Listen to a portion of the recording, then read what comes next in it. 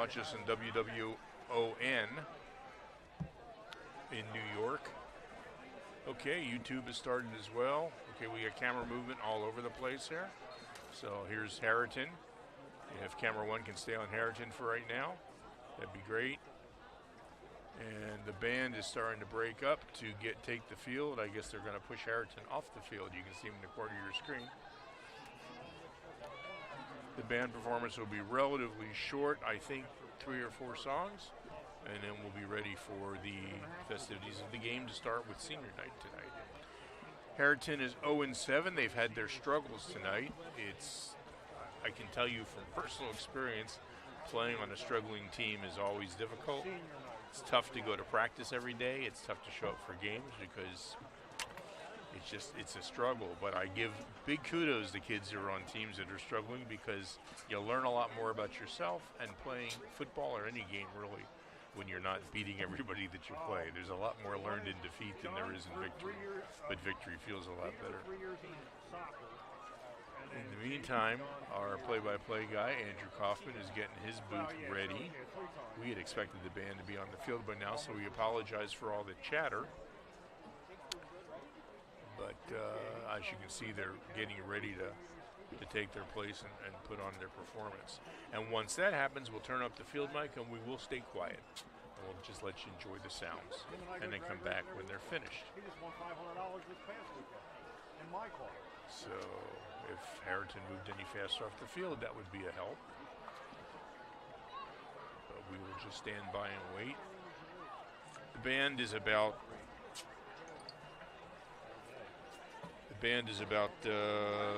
360, I think, strong right now, which is a little bit lighter than what they have done in the past.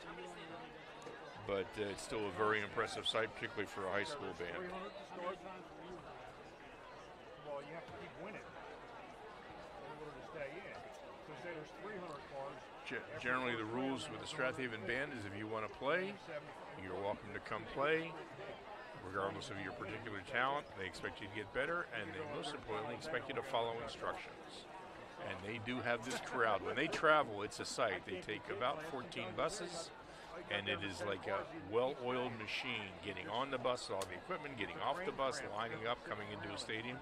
If you're ever at an away game and you're there early enough, watch the band disembark from the buses. It is a sight to behold. It looks like chaos initially, but boy, it just flows. All right, the band is taking the field. And Andrew, you're live now? Yeah. All right, say hello. Hello, everybody. I'll be your play-by-play host tonight, Andrew Kaufman, alongside Mike Mayer and Pete Fulginetti. We're getting ready for the Strath Haven combined middle school and high school marching bands to perform tonight in the traditional band night performance that we have pregame. And do you want to get Nick a headset so we can have his thoughts on the air as well? I didn't know he was coming up. Since we are broadcasting this pregame. Pregame. Thank you for broadcasting. It's always good to see you guys, and it's been a great year. As a band director, our job is significantly better when our team plays well. Our team is always a bunch of gentlemen, but they're playing well and they're gentlemen. We're really happy about that. Yeah, it's been an excellent season so far for Strath Haven, 7-0, currently top of the District 1 5A standings and the Central League, looking to make a deep run into the 5A playoffs this year, though it's going to be a little bit tougher than previous years when you got Garnet Valley dropping down a classification, as well as all the other traditional powerhouses in Chester, Westchester, Ruston, and all of those other District 1 teams that we know and somewhat love. But it gives us a chance to keep playing late into the season. It's always good when we can keep our band going. It makes us better and better. So it's good football, good band. That's what we're all about here at Strath Haven. Absolutely. I remember those days of being in the band on the field and being able to play late into October and early November. We never made it to late November when I was in high school, but it's nice to be here on the air in late November. So take it away, Nick.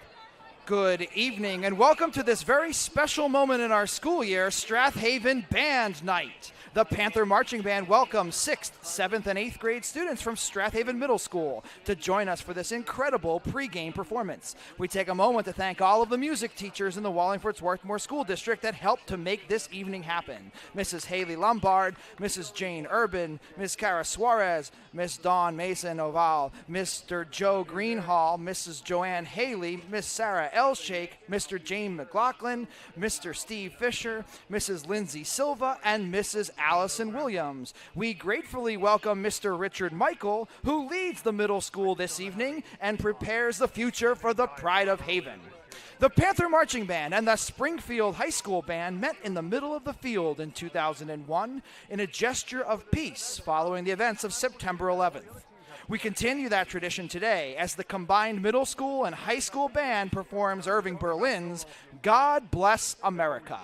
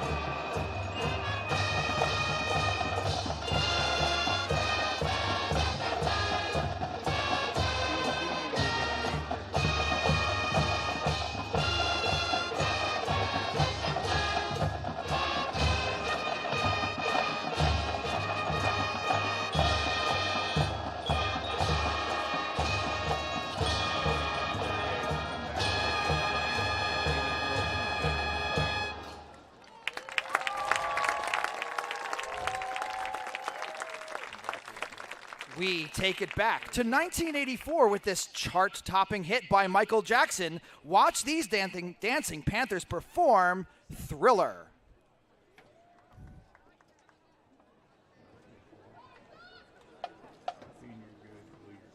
So you may want to center a little bit.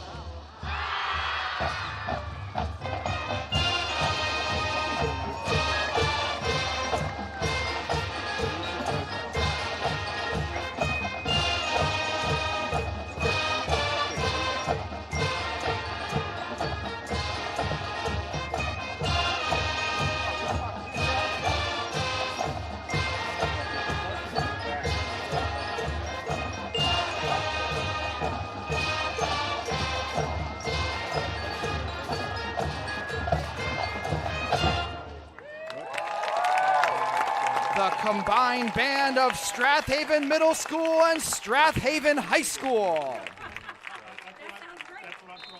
The future is bright for the Panther Marching Band as we look forward to years of incredible performances. Fantastic job to the middle school students. We can't wait to see you during band camp in the near future. To the families who support and encourage students to make music, we thank you from the bottom of our hearts for that love of music education. We thank the Wallingford Swarthmore School Board and our encouraging administrative team, including Interim Superintendent Dr. Jim Scanlon, Interim High School Principal Mrs. Andrea Lapira, and Middle School Principal Dr. Chris Metsenka.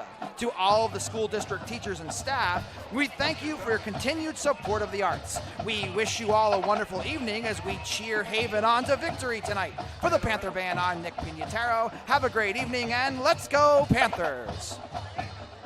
Thank you, Nick, for such a wonderful performance from the Strath Haven High School, combined Strath Haven High School and Strath Haven Middle School marching bands. Thanks so much for taking time to show what we got tonight. This is going to be a lot of years of working together with these kids and you, so thanks a lot. Appreciate you. We appreciate you guys too. Thank you so much, Nick. And we'll take a quick break, run our intro, and be back with our normal opening in just a couple of minutes here on havenfootball.net. The Swarthmorean Weekly Newspaper has partnered up with havenfootball.net. The Swarthmorean was established in 1893 and is a true community newspaper and covers the Wallingford Swarthmore School District as well as events in Swarthmore, Wallingford, and surrounding communities. Get your copy every Friday at 320 Market or Swarthmore Co-op, or go to swarthmorean.com for a mailed or digital subscription. For all the local news, read the Swarthmorean every week. Hey fans, this is Todd Lights, public address announcer for the Los Angeles Dodgers, and you are listening to high school football right here at havenfootball.net.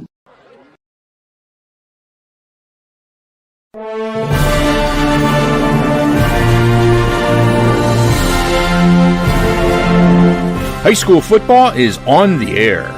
havenfootball.net is pleased to present tonight's Strath Haven football game. Tonight's game is between the 0-7 Harriton Rams and your 7-0 Strath Haven Panthers. He has room off the left side, and look out. 45, 50, 40, 30. Shane Green pulling away, and he will go 67 yards. Shotgun look for a Wildcat look, and Solomon takes the snap, looking for a receiver. He'll be buried in the backfield. Quinkel. Tonight's game is sponsored by the Swarthmorean Weekly Newspaper, true local coverage of Swarthmore, Wallingford, and surrounding neighborhoods. Published since 1893. Steve Taub's Allstate Insurance and Media. Auto, Home, and Life. You're in good hands with Allstate. Ask, alumni and friends supporting kids, helping students K-12 to enhance their educational experience. Rose Tree Wellness Center. Complete chiropractic treatments featuring ART therapies in media. We get to the root of the problem. Ducklings Early Learning Center in Wallingford. Daycare for ages 6 weeks to 5 years. Sandy McCulley at Berkshire Hathaway Home Services in Media. Give her a call when buying or selling your home. Scar Pignato Plumbing. Over 20 years experience for all your plumbing needs in Wallingford. Proud Haven supporters Mary and Larry Luter. Go Haven! The Wharton Benefits Group, specializing in creating employee benefit packages to attract, retain, and award the best employees. AMF Auto Clinic, taking care of your cars since 1961, located in Brookhaven on Edgemont Avenue. Here are tonight's internet announcers, the voices of the Strath Haven Panthers, Andrew Kaufman, Pete Fulgenetti, and Mike Mayer.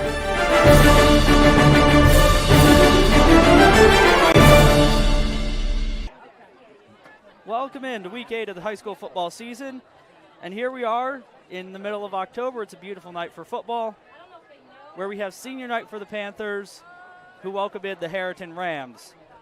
The Panthers come into tonight's matchup undefeated at 7-0 atop the District 1 5A standings and the Central League standings after Springfield dropped a hard-fought game to Haverford last week, and Strath Haven pulled away from Conestoga 43-14 last week.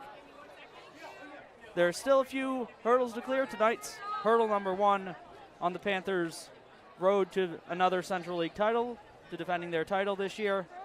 And it starts here tonight with the Harriton Rams. Pete? Yeah, Andrew, tonight we got the Rams, and of course we're favored, but this is a school here that for 2 years they weren't in the Central League. They're back in it.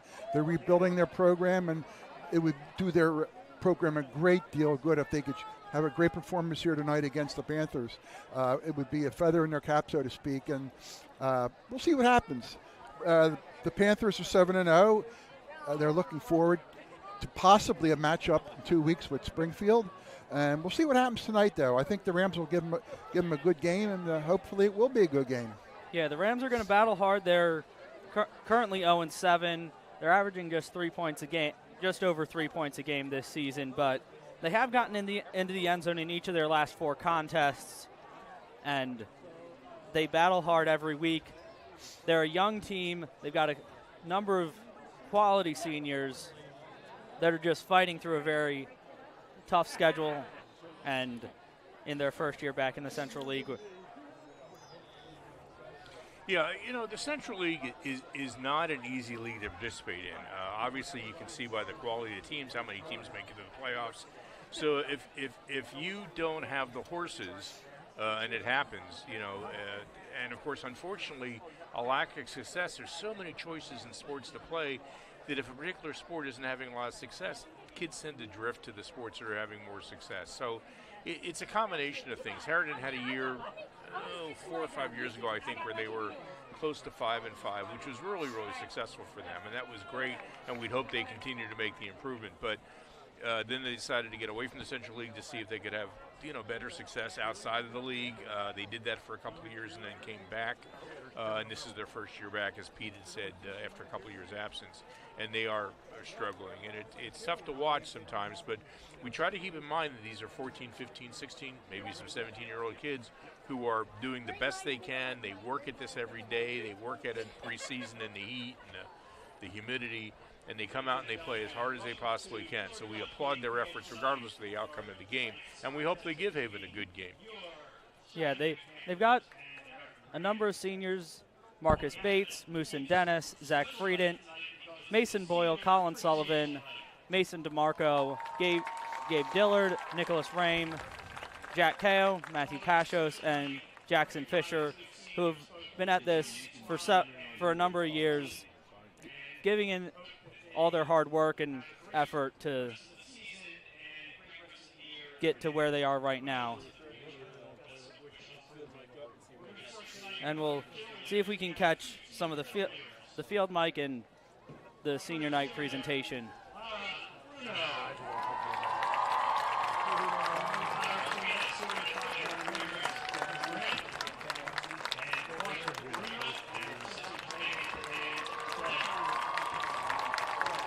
Starting with the senior cheerleaders, it seems like.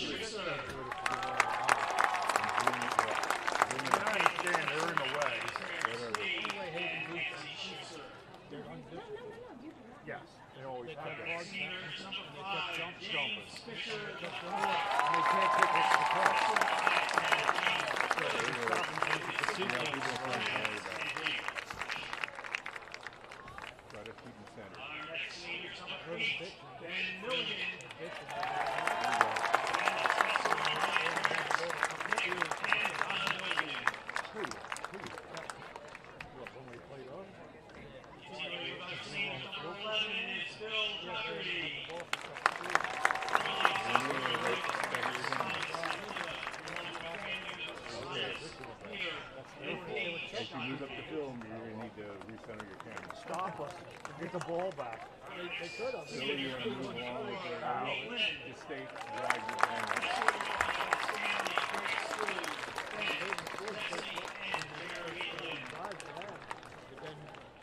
Okay, back to camera one. 2 seconds. I watched.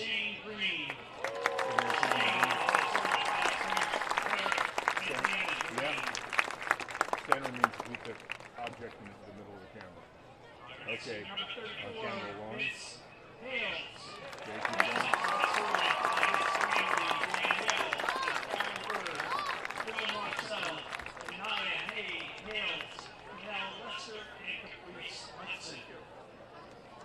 Okay, back to camera 1. Go ahead, Dean. Number 45 is Dean Simone, Jr.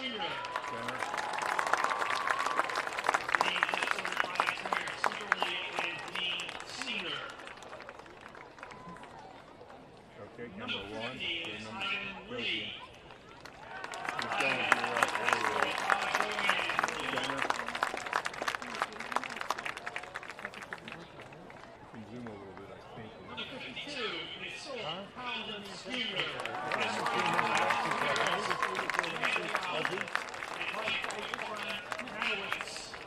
Brother Leo, Ron, and Ruby. Okay, go ahead, Dean. Continuing with our Good. seniors. Center. Number 54 is Michael Flanagan. You're right over there. Michael is a certified parents, Mike and Kim Flanagan, along with Symphony Shane, Tess, and Avery. Okay, Captain 1. Number Go 55 ahead, Dean. is Sean O'Neill.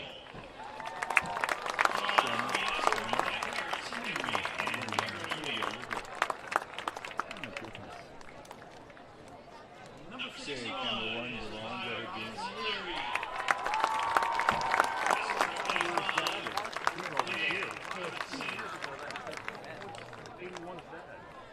Okay, Number next one. 67 is Cooper Murley.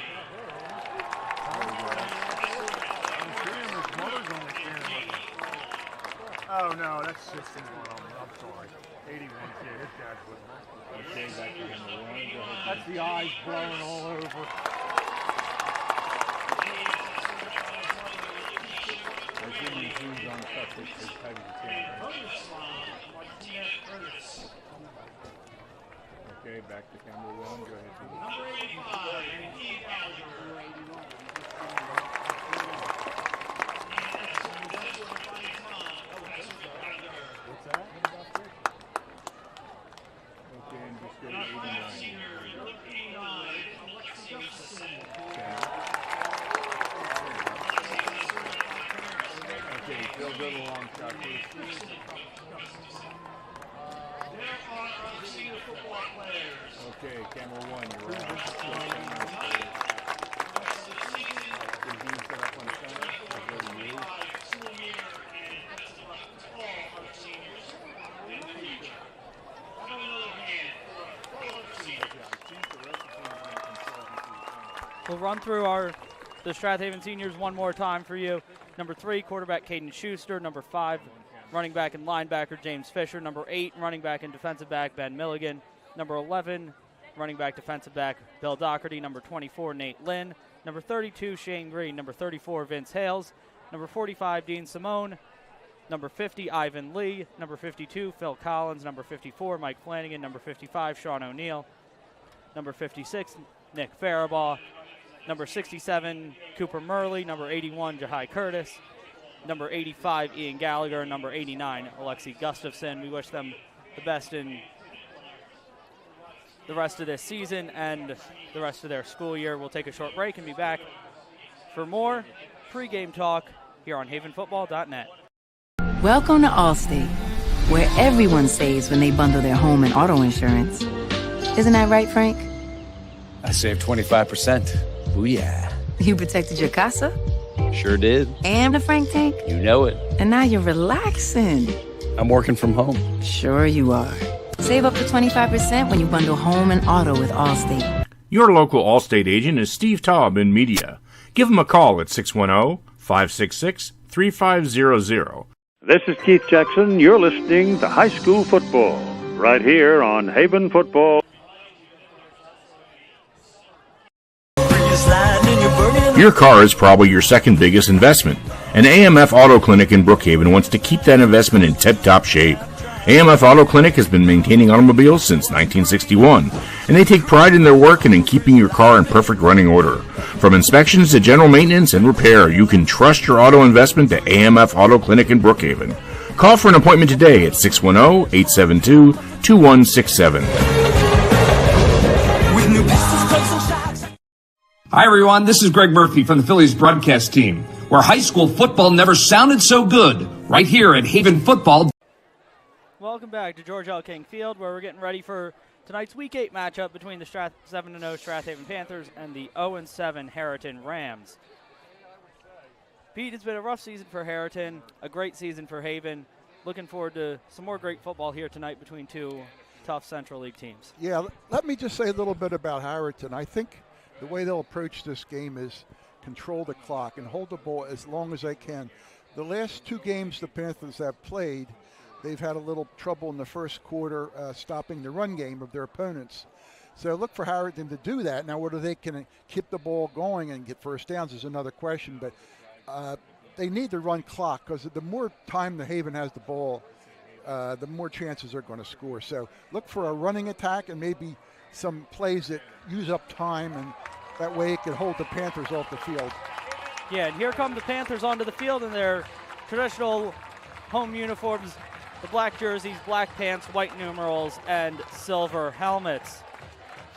Number 34, Vince Hale's back in the lineup tonight, carrying the American flag out onto the field for the Panthers. And it was an excellent week last week for the Panthers as they put up 49 points on Conestoga. They've got Lower Merion next week on Saturday, so they've got, after having a short week this week playing last Saturday night against Conestoga and now having to play Thursday, they get a longer break till they play Lower Merion next Saturday afternoon, and then they finish up the season back here against Springfield in week number 10. That's a big Central League matchup and District 1 matchup that we'll be looking forward to covering for you here on havenfootball.net. And we'll be looking to get some scores from around District 1 and the Central League here tonight. It's going to be a little bit more difficult with a couple less bodies here in the booth, but we'll do our best to bring you scores from around the Central League. See what we can do. In the meantime, just so everybody knows, Lower Merion is away. It'll be at Lower Merion's field, which is why it's Saturday afternoon. They do not have lights. So whenever we play them at their field, it's got to be an afternoon game.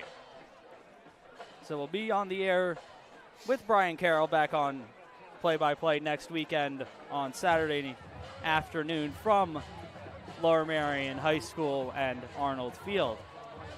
However, here we wait for the Harriton Rams, who are just running onto the field now in their all-white uniforms with the red and black trim and the red numerals. We've just about 4 minutes before kickoff. The Strath Haven band front is ready to walk out onto the field for the anthem. The Strath Haven captains on the near sideline, ready to walk out for the coin toss. Your captains tonight: number 3, quarterback Caden Schuster; number 5, running back James Fisher; number 32, fullback Shane Green; and number 34, running back Vince Hales. Andrew, one pattern that the Panthers have been having lately is the time of possession has been definitely with their opponent's favor. Last week, if you remember the first quarter, Conestoga had the ball 11 minutes and I think 49 seconds. We had 11 seconds, but yet the Panthers had a 7-0 lead after the quarter. So their opponents are definitely holding the ball a lot, but when the Panthers get it, they score quick. That's definitely the game plan for Strath Haven's opponents. They want to keep the ball away from Strath Haven because they know they can ground and pound as well as they can. Captains for Harriton: number 1, Marcus Bates; number 5, Moosin Dennis; number 12, Spiros Esposito; and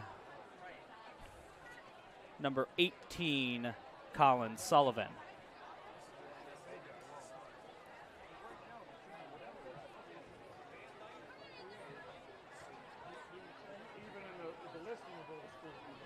Stands are very full here on the home sideline with both the band night performance earlier tonight, the combined middle school, high school bands, which we brought to you here live, and it's also senior night here. Strath Haven won the toss and deferred. Harriton will receive the ball to open tonight's ball game. We'll take a short break. We'll be back for the tail end of the national anthem here on havenfootball.net. alumni, and friends supporting kids, is a fiscal partner of the Foundation for Wallingford Swarthmore Schools. Ask strives to bridge the gaps in access to educational resources so that WSSD students have a holistic school experience. Ask helps students K-12 with items, services, and resources to support and enhance their educational experience with a focus on academic, artistic, athletic, and social enrichment. Ask scholarship forms are available on the WSSD website as well as through the school counseling department. Hello everyone, I'm Ron Jaworski, former Philadelphia Eagles quarterback, and you're listening to high school football right here on Haven Football.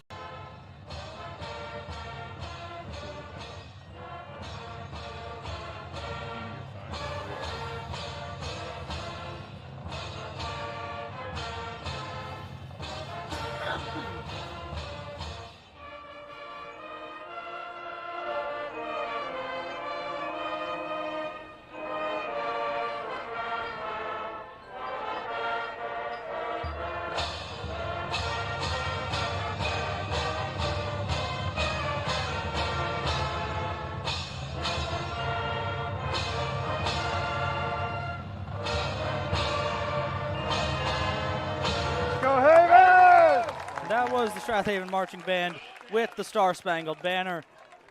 Here we are ready for kickoff on this beautiful mid-October night.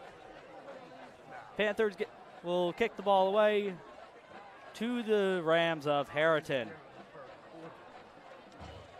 Beautiful night for football tonight, isn't it, Pete?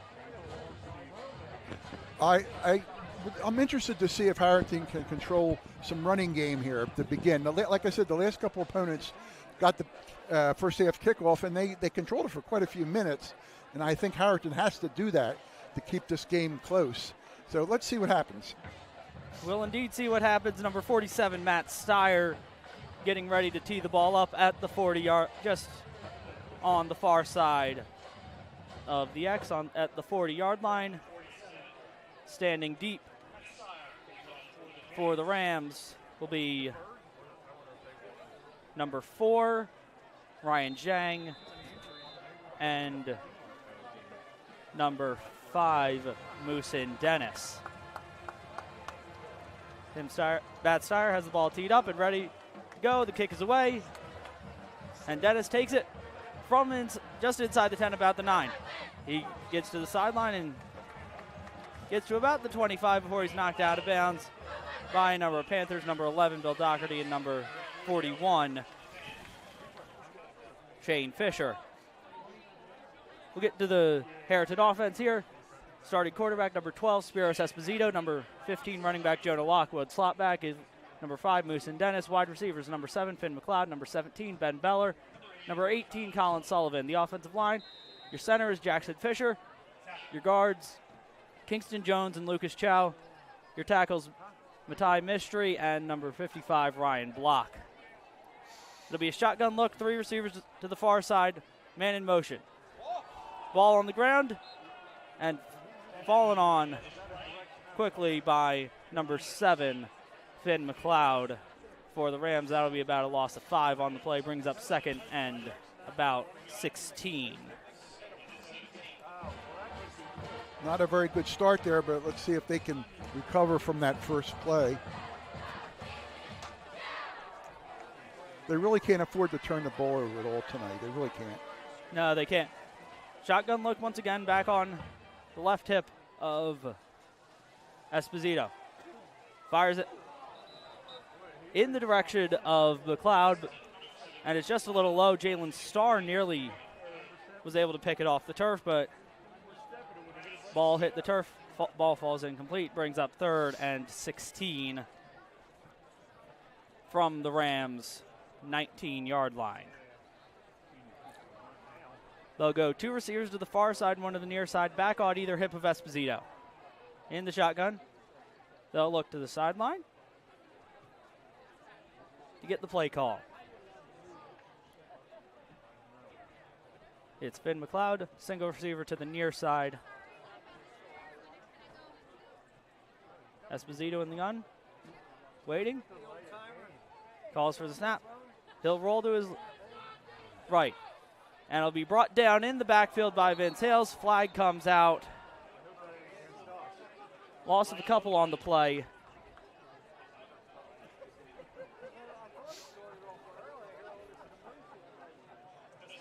I'm not sure what that call was, that flag. We'll see what the call is on the field. Possibly. Might have been in the area of holding. We'll see what the call is from the official here. Yeah. Yeah, they're on the other end of the field. Sometimes we can't see. It's see. a face mask against Strath Haven, and that'll give Harriton new life. 15-yard penalty, and that presumably will be, just a 5-yard penalty. We'll move the ball from the 20 out to the 26-yard line. And it'll be 3rd and 9 for the Rams. Ball at the Strath Haven 26-yard line. Esposito again, back on each hip. 2 receivers to the far side, 1 to the near side is McLeod. Clock ticks under 11 minutes to play here in the first quarter, 1 minute gone. You can see they're using every second they can, which is good strategy to keep the ball away from Strath Haven. Play clock reset. And Esposito, hard count, trying to get the Panthers to jump, trying to get another 5 yards. Panthers stay disciplined on the defensive line. Where's the pail? They only get 25 seconds. Back judge with his hand in the air. Esposito gets the snap. Pressure at his face immediately from number 81, Jahai Curtis. Pass intended for number 15, Jonah Lockwood, falls incomplete. And the Rams will punt. In to punt is number 30, Jacob Bonenkamp. For the Rams, standing deep for the Panthers. Just to the other side of midfield, James Fisher and Ben Milligan. Punt comes out low, takes a Harriton roll across the 45 and rolls out of bounds at about the 43-yard line. We'll get to the Strath Haven offense here now. Starting quarterback for Strath Haven, number 3, Caden Schuster. Fullback, number 32, Shane Green. Halfbacks, number 5, James Fisher. Number 8, Ben Milligan. Tight ends, number 80, John Riley. Number 89, Alexi Gustafson. Your offensive line, Mike Flanagan in the middle. Guards, Nick Faribault, Cooper Burley. And your tackles, Sean O'Neill and Phil Collins. Panthers come out, 1st and 10, 10:22 to play here in the first quarter. Schuster under center. 2 backs at the backfield. They'll go handoff, James Fisher. He'll take it off the near side. Carry a couple men across the 45 out to the 48. Gain of 4 on the on Fisher's first carry of the night. That was a nice containment there for Harriton. They had three players over there stopping Fisher. He gained a few yards, but he kept it as a short gain. That'll bring up 2nd and 6 for the Panthers. Gain 4 yards on each carry, and you're in pretty good business. Wing to the near side is Milligan. Schuster under center. He'll go fullback handoff to Shane Green. He'll take it up the middle, run over a couple of men, get out across the midfield out to the 45.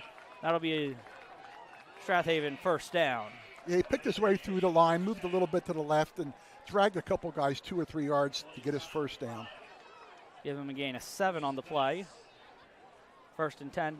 Panthers ball on the Harriton 45-yard line as Schuster jogs in the play.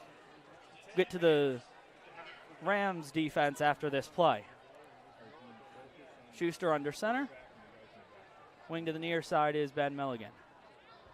They'll go handoff. Milligan around the left side, has speed, and knocked out of bounds right near the first down marker. And with first down yardage, he'll get 12 on his first carry. Does Milligan to set up another Panthers 1st and 10. Now to the Harriton defense. Defensive line, your ends are number 17, Ben Beller, and number 55, Ryan Block. Your tackles, Matai Mystery and Jackson Fisher. Linebackers, Colin Sullivan, Moosin Dennis, Mason Boyle, Jonah Lockwood. Your secondary is Zach Frieden, Marcus Bate, and Ben Krebs. Motion man is James Fisher. They'll go toss to Shane Green. He'll take it off the near side, has a couple of blockers. He'll get the quarter, and he'll take it into the end zone from the 38-yard line. Shane Green will go 38 yards on his second carry of the night. to the end zone. Shane Green up to 45 yards on his first 2 carries, and Panthers are on the board, 6-0. Matt Steyer looking to make it 7 with the extra point. Shane Green there, he just turned the corner, and he just outran the Harriton defense. Great speed, Shane Green. Shane Green showing off the speed on that little fullback toss play. The extra point, snap, spotted, kick up, and perfect from Matt Steyer. Panthers lead this one 7-0 with 8:57 to play in the first quarter. We'll be right back on havenfootball.net. Alumni and Friends Supporting Kids is a fiscal partner of the Foundation for Wallingford Swarthmore Schools. Ask strives to bridge the gaps in access to educational resources so that WSSD students have a holistic school experience. Ask helps students K-12 with items, services, and resources to support and enhance their educational experience with a focus on academic, artistic, athletic, and social enrichment. Ask scholarship forms are available on the WSSD website as well as through the school counseling department. Hello, everyone. I'm Ron Jaworski, former Philadelphia Eagles quarterback, and you're listening to high school football right here on Haven Football. Welcome back to George L. King Field, where the Panthers lead this one 7-0 over the Rams with 8:57 to play here in the first quarter. An excellent run by Shane Green, off right tackle, and down the sideline. Shows off the speed and gets into the end zone for the first Panther touchdown of the night. Matt Steyer has the ball. Heat up just to the left side of the middle of the 40. Standing deep for the Rams, number 1, Marcus Bates, and number 4, Ryan Jang. It'll come down to Bates inside the 5. He has an opening momentarily, but is brought down just as he crosses the 25. And that'll set up the Rams with decent field position at their own 26-yard line. Yeah, both kickoffs, they've had decent run backs. Not great run backs, but decent to get them close to the 30. And, you know, they're out of the shadow of the end zone, and they can maybe do something here. Well, let's see what the Rams can stir up here, Andrew. They'll come out with 2 receivers to the near side. Number 46 and number 7 to the near side. 1 receiver to the far side, back on either hip of Esposito. He'll take the snap. He'll look to pitch it, and he'll get blasted in the backfield by Vince Hales. Welcome back, Vince Hales. He drops Esposito for about a 6-7 yard loss back at the 19. Something went wrong there. He turned to the left. There was nobody there, and I think he thought, what am I going to do with it now? And it's too late. Vince Hales just sacked him there. Right in his face. Almost immediately, Hales got off his block and got into the backfield and blew that play right up. Esposito in the shotgun, once again back on either hip. A little bit of a slow snap. Fires out to the near side, just a little bit high, intended for number 18, Colin Sullivan. James Fisher with the coverage. That one falls incomplete. It'll be 3rd and about 17 to go here with 8:02 to play in the first quarter. I think the fact that Harriton's passing is a good idea. I just don't think they could run the ball much on Haven. They're just not big enough. But all you need is a breakaway pass, and you can get good field position, maybe even score. It's a good strategy on their part. Harriton will go 3 receivers to the near side this time in Beller, Sullivan, and McLeod. Single receiver to the far side is Bates. Esposito motions Lockwood to his right hip, and I'll take the shotgun snap. Forced to roll out to the near side, throws the ball away, intended for number 18, Colin Sullivan. Pressure on the play from number 81, Jahai Curtis. Yeah, that defensive line is just crushing him. He's not giving him any time, so he has to roll out and just basically throw it away to avoid the sack. That'll bring in number 30, Jacob Bonenkamp, to punt it away. Gets the punt away. It's low. Line drive. This time it'll take a Strath Haven bounce and settle at the Harriton 46-yard line.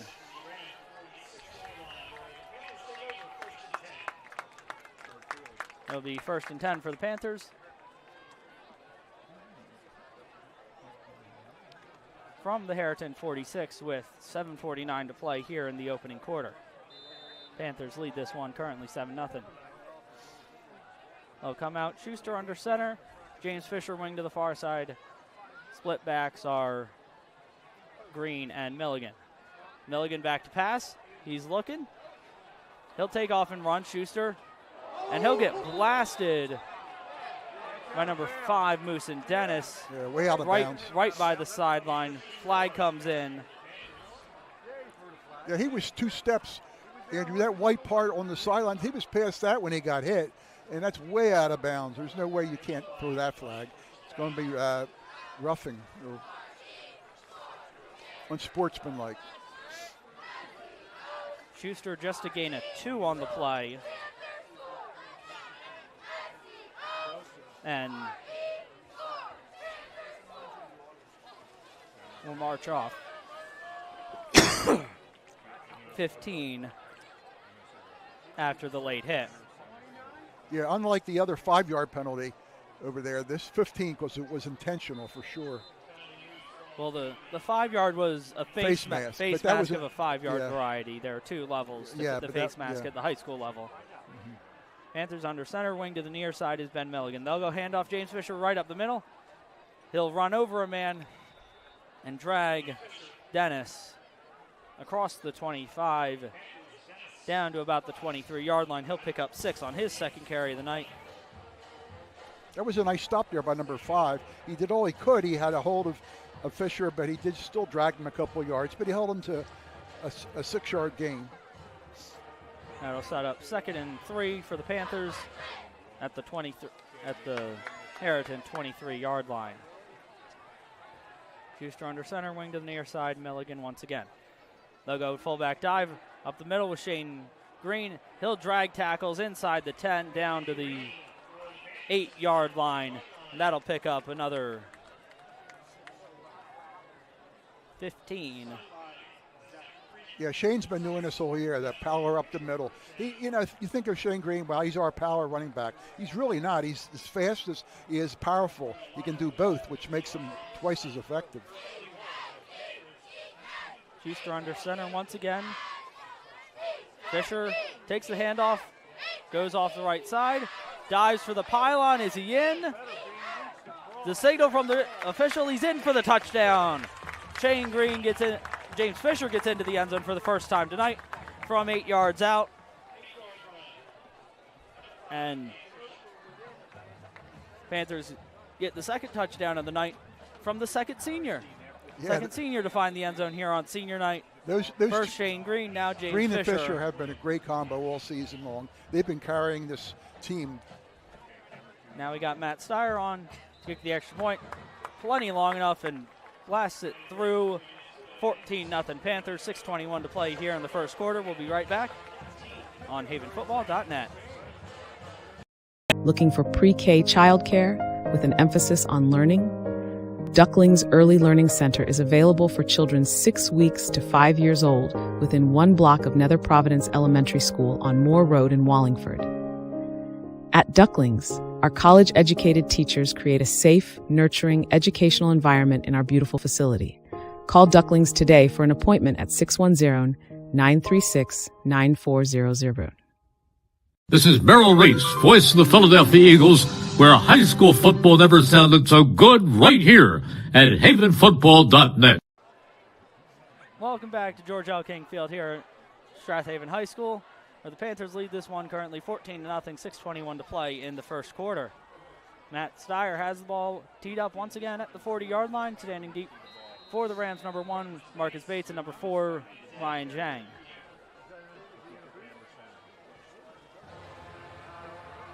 Kick from Steyer. This time they'll go short. It'll bounce at the 25. It'll be picked up by number 4, Ryan Zhang. Well, he got hit. Who takes a hard hit. He took a hard hit. Panther, and the ball be down at about the 21-yard line. What happened there was the ball came down live and no one touched it. You can't let a ball come down. It's not a punt. It's a kickoff. So the ball was a live ball, and when the Panthers went in there, it was a head-on collision, but Harriton still controls the ball. We'll get to the Panther defense now, since we haven't gotten to it in any of the first couple of possessions. Your starting ends are number 81, Jahai Curtis, and number 34, Vince Hales. Your defensive tackles, number 56, Nick Faribaugh, number 89, Alexi Gustafson. Your linebackers, James Fisher, Shane Green, and Luke Mulhern. Your secondary at corner, Grayson LaFrance and Jalen Starr. Your safety are Quinn Kell and Ben Milligan. Rams go motion, quick screen from Esposito to McLeod. That'll gain about a yard. Esposito's first completion of the night. That was a nice little play. I mean, it was quick. About 1.5 seconds, it's out of his hands, complete. That's what they've got to do if they want to move the ball. I think that's their only answer here right now. They ran the man in motion across the field and threw it to the motion man. Esposito, empty backfield. They'll go once again. McLeod, motion to the near side, quick pass. Esposito completes it to McLeod once again, brought down by number 17, Quinn Kell. Out to the 25-yard line, gain of 1 on that play.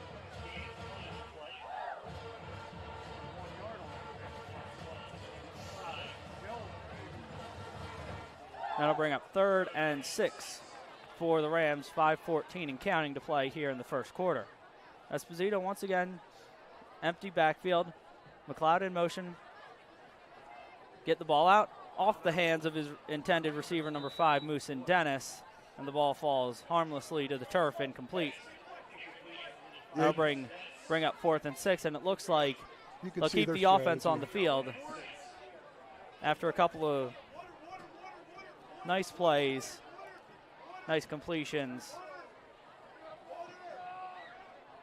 We'll see what the Rams decide to do. They might be wanting to jump off sides, hopefully. That's what they're hoping, I think. They could, I don't know, we'll see.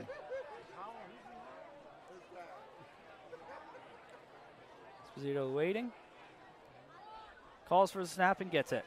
Drops back, pressure in his face, fires out to the near side. Falls incomplete. Pressure from Gustafson and Curtis for the Panthers, and the Panthers will take over on downs at the Rams' 25-yard line with 4:53 to play in the first quarter, leading 14-0. That pass rush for the Panthers is really getting in the backfield real quick, Pete. Were you surprised they didn't punt there? A little bit, yeah. I mean, they're down in their side to 30. I just don't think that was a smart play. They had a couple of nice plays on 1st and 2nd down, and then they just couldn't get anything to connect on the next 2 plays. This time it'll be Shane Green right up the middle. He'll break through a tackle, and he'll get into the end zone with 4:45 to play in the first quarter. 20-0 Panthers. Yeah, he just went right up the middle, but I don't think he was touched. I think he might have got touched at about the 15-yard line. Yeah, but that's not it didn't really have too much of an impact on the play. That won't stop him at all, you know that. Still averaging 20 yards a carry, just 4 carries for 80 yards and 2 touchdowns for Shane Green already. The extra point from Matt Steyer is up and good. Panthers lead this one 21-0 with 4:45 to play in the first quarter. We'll be back just a moment on havenfootball.net.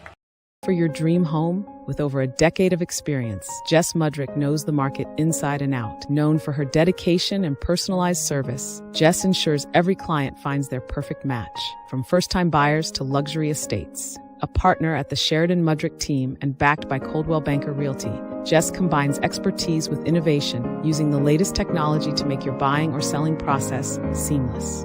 For a real estate experience that's second to none, trust Jess Mudrick and the Sheridan Mudrick team. Visit SheridanMudrick.com today. This is Merrill Reese, voice of the Philadelphia Eagles, where high school football never sounded so good, right here at havenfootball.net. Welcome back to George L. King Field, where the Panthers lead this one 21-0 with 4:45 to play here in the first quarter. Matt Steyer has the ball teed up at the 40. Standing deep for the Rams, number 1, Marcus Bates, and number 4, Ryan Zhang. Get to a couple of score updates after the kickoff. Steyer once again goes short. Ball go through the hands of number 9, and Marcus Bates will fall on it at about the 26-yard line. Our opponent for next week and our opponent from last week are playing tonight, Lower Merion and Conestoga. It's 14-6 Lower Merion with 4 minutes to play in the first. Pennsbury has a 7-0 lead. And I believe last I saw Springfield was leading Radnor 19-0. Marple also leads Pencrest 14-0 in the first quarter.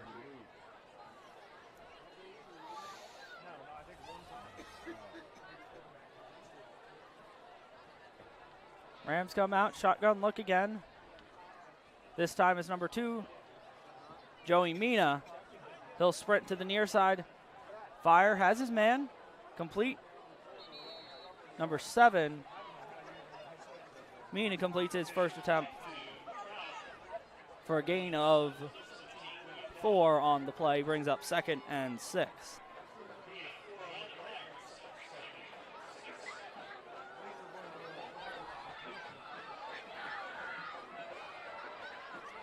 Finn McLeod, the favorite target of both quarterbacks, it seems, here tonight. Mina in the gun, has back on his left hip, and 3 receivers to the near side. Stands back in the shotgun on 2nd and 6 as we've ticked inside of 4 minutes to play here in the first quarter.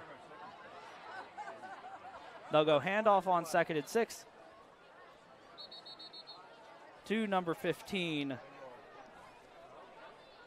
Jonah Lockwood, for no gain on his first carry of the night. Ball is at the 30-yard line. 3rd down and 6 upcoming for the Rams. That last play, they had the 3 wide outs and ran up the middle. Hopefully they were hoping that spread out the line, but Haven's just too big right in the middle there, I believe.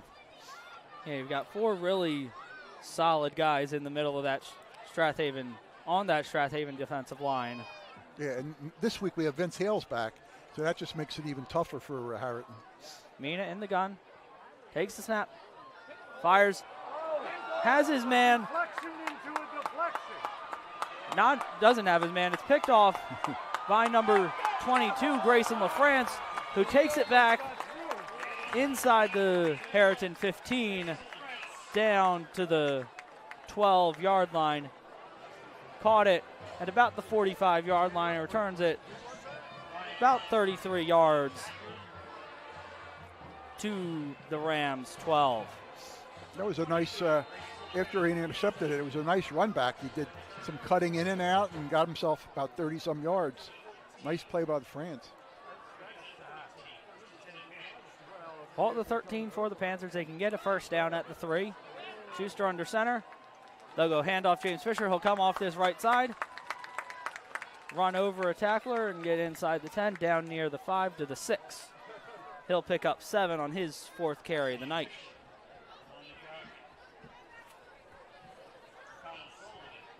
Bring up 2nd and about 3.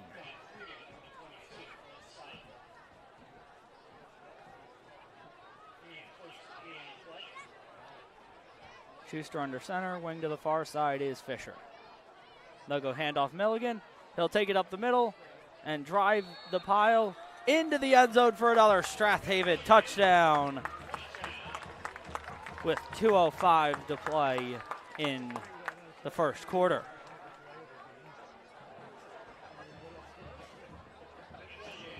Milligan takes his 2nd carry, 6 yards to the end zone. Strath Haven up 27-0, 2:06 to play in the first quarter. Matt Steyer looking to tack on the 28th point. Kick from Steyer is up and plenty long enough and good Panthers lead this one 28-0. 2:06 to play in the first quarter. We'll be back in just a moment on havenfootball.net. Nagging soft tissue injury, chronic joint pain? Give Rose Tree Wellness Center a call and see Dr. Tom O'Brien for a complete diagnosis and treatment. Dr. O'Brien specializes in active release techniques, ART. ART can deal with many issues, including chronic shoulder, knee, and ankle pain. Rose Tree Wellness Center also offers a complete series of massage therapy as well as general chiropractic care. Don't spend another day in pain. Call 610-789-5555 and make an appointment today. This is Merrill Reese, voice of the Philadelphia Eagles, and you're listening to high school football right here on havenfootball.net. And welcome back to George L. King Field, where the Panthers lead the Rams 28-0 with 2:06 to play in the first quarter. Matt Steyer once again has the ball teed at the 40-yard line and is ready to kick it away for the 5th time tonight. Standing deep for the Rams, Bates and Zhang. Zhang will take it this one from the 9-yard line. He'll get up across the 20, make a move, and get out near the 25. Ball might be on the turf. It is, and the Panthers have it. Recovered by number 11, Bill Doherty. Well, Andrew, we said before the game started, Harriton could not afford to turn the ball over, and as you see, it's been happening. So I don't know what to tell you here, but you just got to tighten your defense up, try to hold Haven from scoring. If not, it could be really a long night. That it could be. It's already turning into a long night. 1:57 to play. Panthers take over. 1st and 10, ball at the Ram 29. They'll go counter crisscross to James Fisher. He'll go up the middle and get hit hard as he crosses across the 25-yard line down to the 24. Fisher will take that one for a 5-yard gain of 5, up to 31 yards on his 5 carries unofficially. Checking out of the game, number 89, Alexi Gustafson.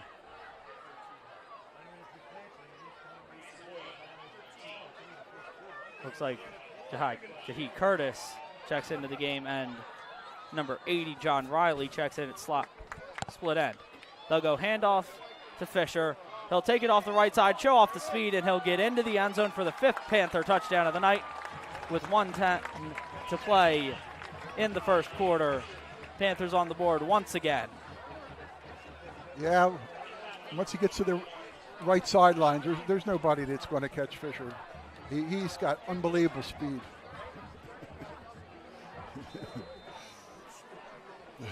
Excellent speed from Fisher off the right side, and he finds the end zone for his 2nd touchdown of the night on senior night.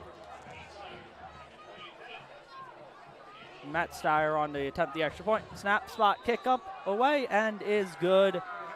Panthers lead this one 35-0, 1:10 to play in quarter number 1. We'll be right back on havenfootball.net.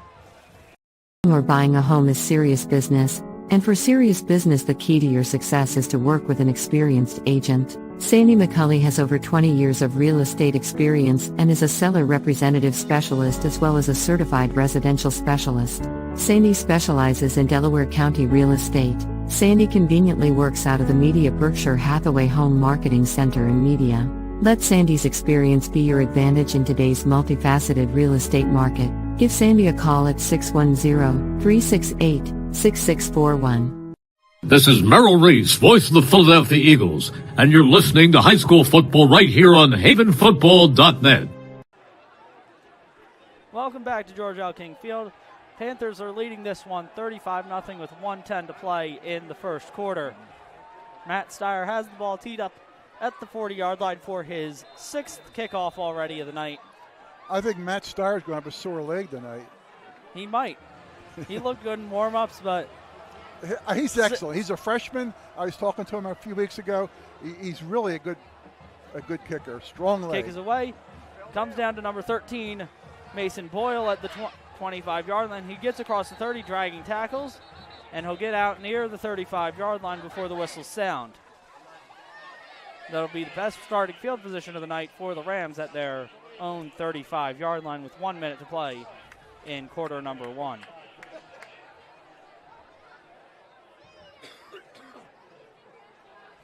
We saw the Rams get a little something going on their first 2 plays with quick screen passes to the motion man. We'll see if they can get a rhythm going here on their 4th possession of the evening.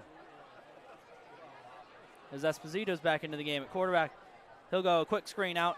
Number 1, Marcus Bates, who's brought down as he crosses the 35-yard line after a gain of 1.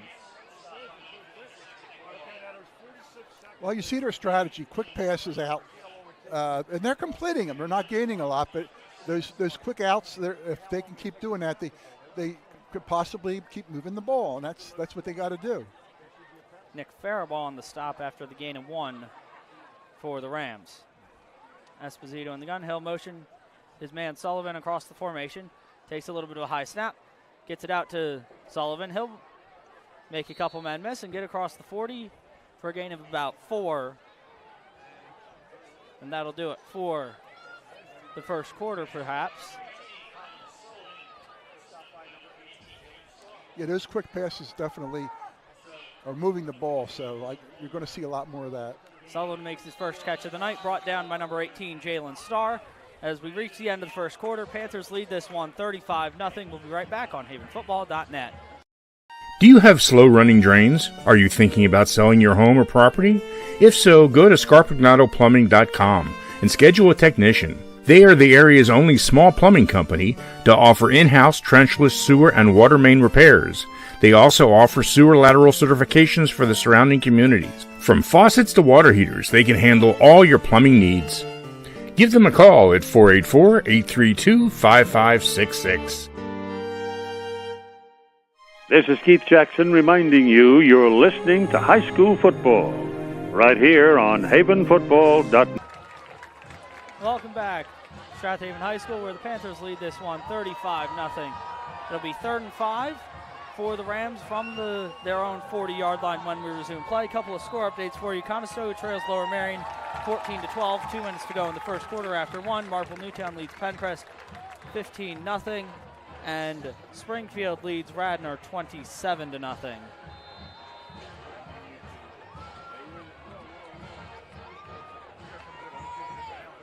Strath Haven's opponents in the next 2 weeks currently both winning in Lower Marion and Springfield. Yeah, that game in 2 weeks with Springfield ought to be an unbelievable game. And here we go. Esposito has the ball. The ball's at the 40-yard line. Esposito takes a snap. Forced to roll out. Fires too high for his man, number 7, Finn McLeod. That'll fall incomplete. Bring up 4th and 5 for the Rams. And this time they will bring on the punt team.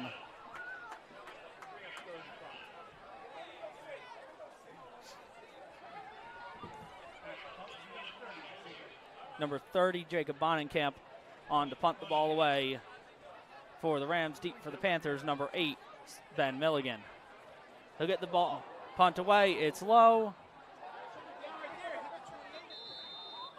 Hits his own man at the 40, and the punt will go backwards to the 35-yard line. That's where the Panthers will take over, 1st and 10.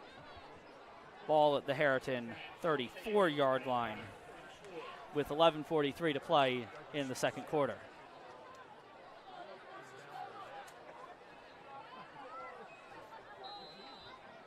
Caden Schuster jogs in the play. Bill Doherty checked into the game, along with Nate Lynn. And Ryan Mudrick changes in the backfield already for the Panthers. Ryan Mudrick takes his first carry of the night, goes off tackle, breaks one, and gets dragged down as he crosses the 10-yard line. He'll get down to about the 8-yard line after a gain of about 24 on his first carry of the night. Yeah, last week, Andrew, we saw that Mudrick. He's a good running back. On most teams, he'd be playing and starting, but on this team, he's got to wait till his turn. But he's an excellent running back, and next year he may be our big running back. Well, he's a senior this year. We'll see Nate Lynn, another senior, get his first carry of the night. Takes the ball down inside the 5, down to the 2. He'll gain about 4 on his first carry, or 6 on his first carry of the night. Yeah, I know. He did that all the way out of bounds. I don't know why he did that. He blocked him all the way through the end zone and then threw him on the ground. Yeah, that was totally on the And there's an injured Ram in the back of the end zone.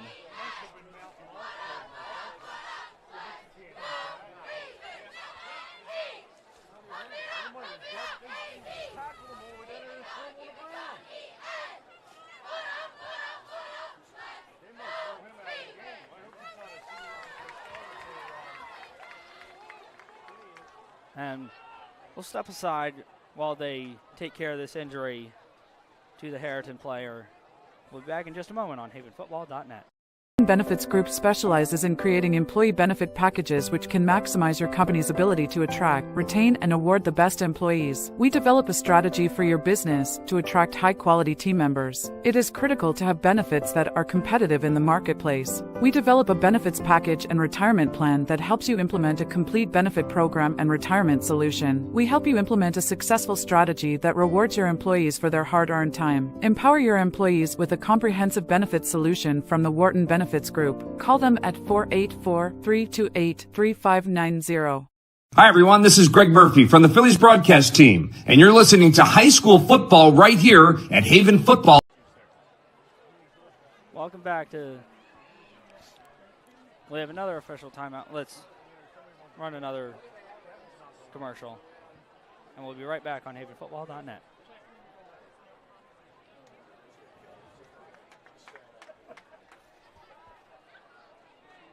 Remember those old shows with creepy, scary movies hosted by a weird, kooky character?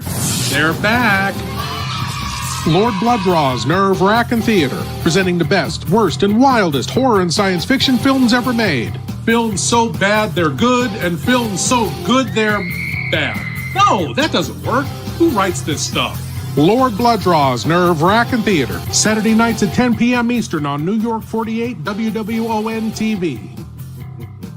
Hello, everyone. I'm Ron Jaworski, former Philadelphia Eagles quarterback, and you're listening to high school football right here on havenfootball.net. Welcome back to George L. King Field, where the Panthers currently lead this one 35-0 with 11:05 to play in quarter number 2. Couple of scores from around Delaware County. Earlier today, Haverford School beat Germantown Academy 40-26. Also earlier today, Garnet Valley over Upper Darby 20-7. And also the second quarter, Ridley leads Haverford 6-3.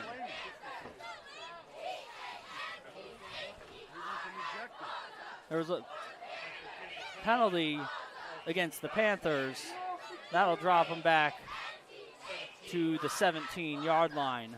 It'll be second and goal to go from the 17-yard line when play resumes.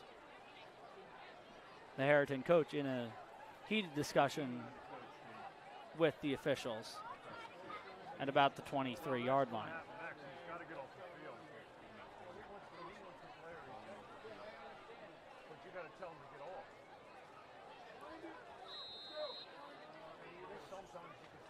And we're ready to get back underway. Ball at the 17-yard line for the Panthers. Whistles.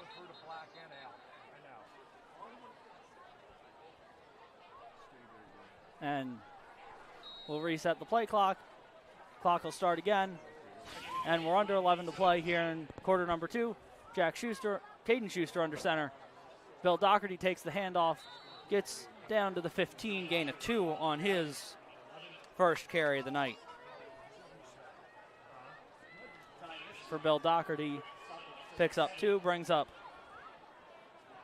3rd and 8. Ball at the 15-yard line.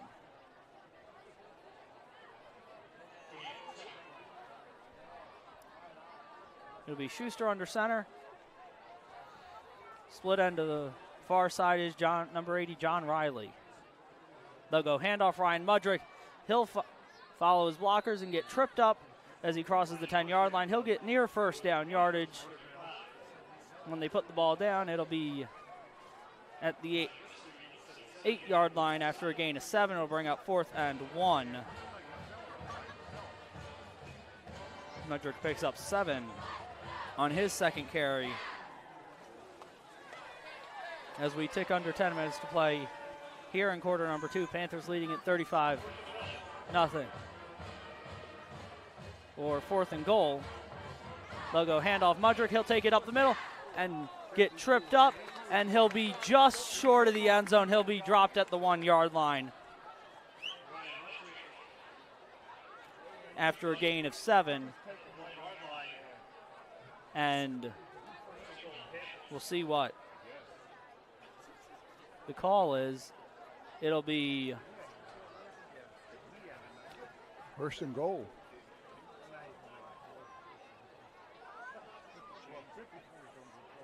We have a little bit of confusion, it seems, between the officials and the chain crew on the far sideline as to whether or not it was supposed to be 3rd and goal or 4th and goal or 4th and a yard. We'll see what the officials decide when they break their huddle at about the 2-yard line. Signal from the official is 1st and 10 for Harriton. Ball at their own 1-yard line. I thought it was 3rd and 8 or 4th and 8. I think there was a little bit of confusion between the chain gang and the officials. The chain, it looked to be 1st and goal from the 17-yard line when we initially restarted play. And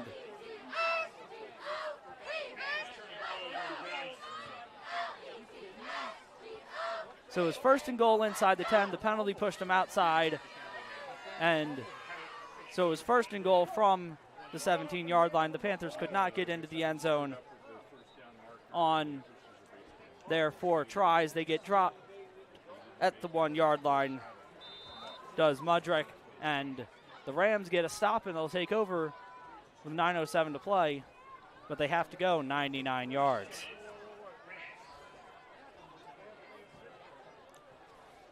Esposito standing halfway deep into his own end zone in the shotgun. Has 3 backs around him. He'll sprint out to the far side. Fire downfield intended for his man Bates. Ball falls incomplete. Brings up 2nd and 10. They're in a real tough spot. Your half-yard line, you're down by 5 touchdowns. It's not a good situation. But, again, they're rolling out and they're trying to throw the ball. I don't think they have any other choice right now. No, and I think even if you're Haven, it'd be a tough position to be in. Ball at your 1-yard line, at your own 1-yard line. Yeah, but at least Haven has some power backs that can get the ball downfield. I don't think Harriton can power the ball out of that area. They don't have somebody that big. Esposito in the gun, has a back on each hip. He'll drop straight back. Fire out to the near side, intended for McLeod. Ball fall incomplete. Cannot complete the out pattern. Brings up 3rd and 10. He's been able to get the ball out quickly for the most part. Has Esposito. He just hasn't been able to really hit any of his men. Yeah, he's getting the ball out, but his accuracy's way off there. He's got to get it closer to his receivers, but he is getting the ball out very quickly. And that's one of the hardest things at the high school level is trying to get 14, 15, 16, 17-year-olds to throw and catch a ball accurately, consistently. And we'll get a timeout on the field by Harriton. It'll be 3rd and 10 when we return. 8:53 to play in quarter number 2. We were back in just a moment on havenfootball.net. The Swarthmorean Weekly newspaper has partnered up with havenfootball.net. The Swarthmorean was established in 1893 and is a true community newspaper and covers the Wallingford-Swarthmore School District as well as events in Swarthmore, Wallingford, and surrounding communities. Get your copy every Friday at 320 Market or Swarthmore Co-op, or go to swarthmorean.com for a mailed or digital subscription. For all the local news, read the Swarthmorean every week. Hey fans, this is Todd Lights, public address announcer for the Los Angeles Dodgers, and you are listening to high school football right here at havenfootball.net.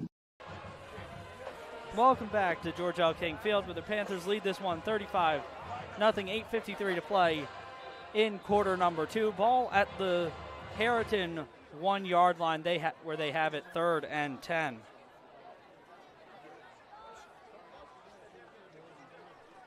Pete, let's see if they can complete a pass. If they don't, I don't know how they're going to punt it out of the end zone. They're not going to have very much room, and I'm sure the Panthers will put on the pressure. Esposito in the gun, motions a man across the formation, and he'll get blasted, and the Panthers will fall on the ball in the end zone. No signal yet. That's a safety. Has to be. If the Panthers fell on it and recovered it, it'll be a touch. Result of the play is a Panther touchdown. Oh, I didn't see that. Do we have a replay, Mike? He hit the quarterback so hard. I'm assuming he knocked the ball out of his hand and someone fell on it. We'll get those names and numbers for you in a couple of days when we get stats and everything posted. But for now, Strath Haven's defense gets on the board, I believe, for the first time this season. 41-0 Panthers. Matt Steyer on to attempt his 7th extra point of the night.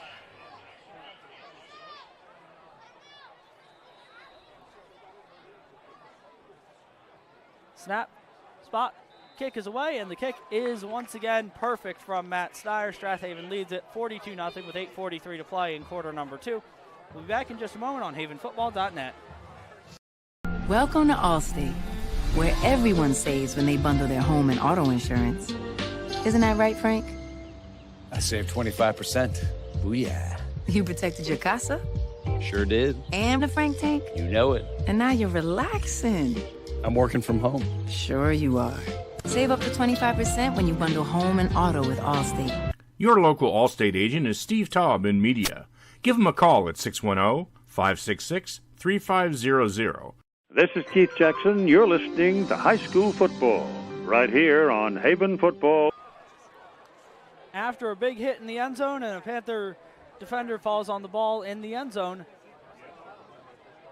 it's 42-0 Strath Haven with 8:43 to play in quarter number 2. Matt Steyer has the ball teed up at the 40-yard line, ready to kick it away for the 8th time tonight. Bates and Zhang stand deep for the Rams at their own 10-yard line.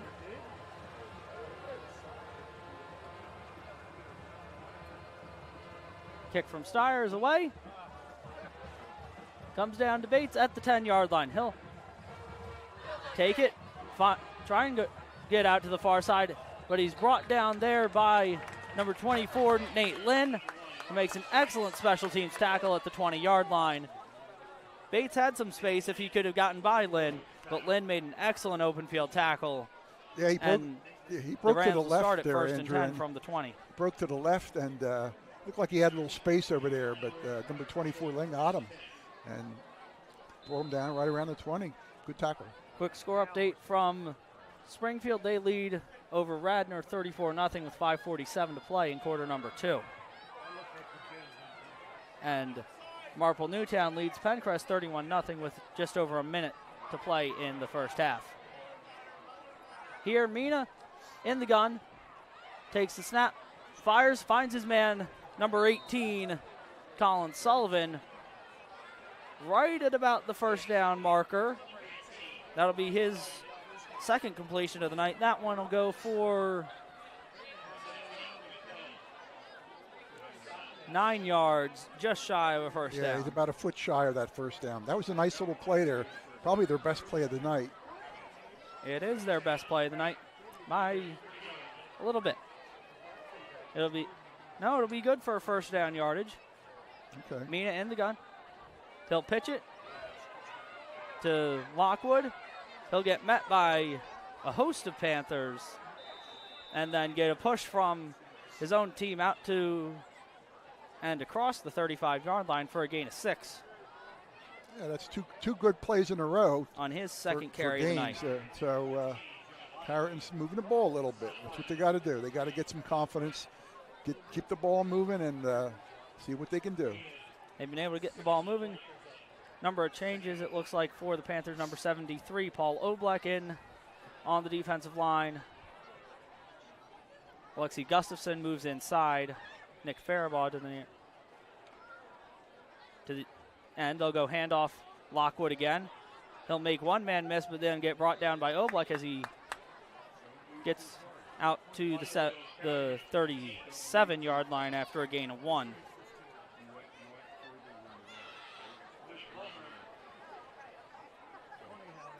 Mulhern in on the stop for the Panthers. Ball at the Rams' 37-yard line. Patrick Burke in at linebacker for the Panthers. Tight formation look with Mina. He'll fire it out.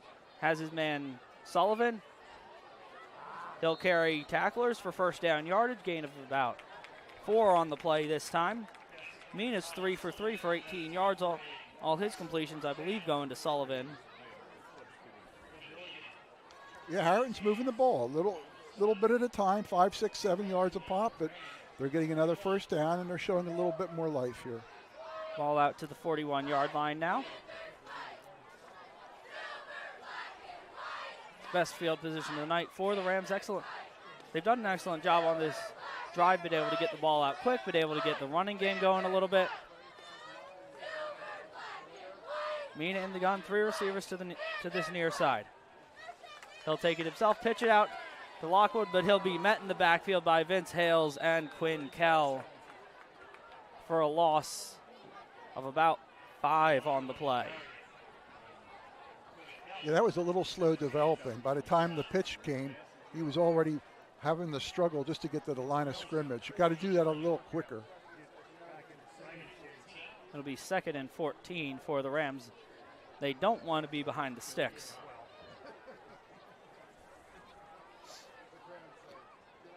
It'll be Mina back on either hip, Dennis and Lockwood. 2 receivers to the far side, 1 to the near side for the Rams. Mina will take the snap. Look, he'll fire out in and out of the hands of Marcus Bates, and that'll bring up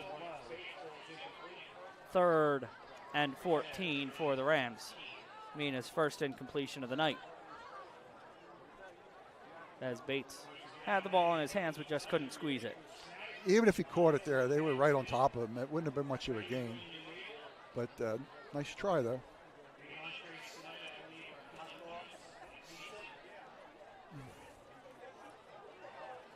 Mina in the gun, and there'll be a timeout on the field called by Strath Haven. And with 4:55 to play in quarter number 2, the Panthers lead this one 42-0. We'll be back in just a moment on havenfootball.net. Your car is probably your second biggest investment, and AMF Auto Clinic in Brookhaven wants to keep that investment in tip-top shape. AMF Auto Clinic has been maintaining automobiles since 1961, and they take pride in their work and in keeping your car in perfect running order. From inspections to general maintenance and repair, you can trust your auto investment to AMF Auto Clinic in Brookhaven. Call for an appointment today at 610-872-2167. Hi, everyone. This is Greg Murphy from the Phillies broadcast team, where high school football never sounded so good, right here at Haven Football. Welcome back to George L. King Field, where the Panthers lead this one 42-0 with just under 5 minutes to play until halftime. It's a big 3rd and 14 for the Rams as we come out of the timeout. Pete? Not much to say, but the Harriton has been moving the ball a little in the last 2 minutes. So, they're starting to get something going here, but they've got to continue it and just, get some confidence in their play, really. That they do. Pitch backwards from Lockwood, falls to the turf. There's a scramble for it on the turf. Kell comes out of the pile with the ball, and it'll be 1st and 10, Haven, with 4:38 to play here in quarter number 2. Quinn Kell recovers the fumble on the pitch that did not find the hands of its intended target for the Rams. Those pitches are starting too deep. I mean, you got to go a long ways just to get back to the line of scrimmage. If they're going to do that play, they got to do it closer to the line. Panthers will take over, 1st and 10, ball at the 26-yard line. It'll be Pat O'Connor into the game at quarterback for the Panthers. Number 41, Shane Fisher, will take the ball across the 25-yard line for a gain of 2 on his first carry of the night.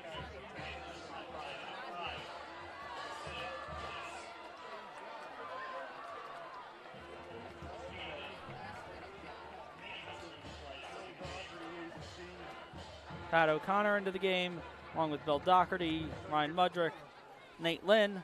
They'll go handoff Ryan Mudrick right up the middle. He'll find a wall of Rams, but he'll drag tacklers down to about the 21, gain of 3 for Mudrick on his 4th carry of the night. That was a nice play by Harriton. They closed that center there, and they held him to 3 yards. It was a nice tackling right up the middle there. That'll bring up 3rd and 5 for the Panthers. Ball at the Harriton 21-yard line. It'll be O'Connor under center. They'll go handoff Nate Lynn. He'll run into a bunch of tacklers, and he'll be near first down yardage. Might be just about a yard short for Nate Lynn. And he is just a yard short on his 2nd carry of the night. Gain of 4 on that play. And we got an injury on the field for Harriton. Officials timeout. We'll take one with them. We'll be back in just a moment on havenfootball.net. Looking for pre-K childcare with an emphasis on learning? Ducklings Early Learning Center is available for children 6 weeks to 5 years old within 1 block of Nether Providence Elementary School on Moore Road in Wallingford. Welcome back to George L. King Field. Panthers up by 6 scores with 2:55 to play in quarter number 2. Pat O'Connor under center. Bill Doherty wing to the far side. 4th and 1. They'll go handoff Ryan Mudrick. He'll take it right up the middle for first down yardage and more. Down to about the 12-yard line. He'll pick up about 5 on that play. Clock will restart. Mudrick showed some great power there running. He dragged one of the Harriton guys about 2 more yards. Nice run. He's shown some excellent power tonight. That'll be 1st and 10 Panthers, ball at the 12-yard line.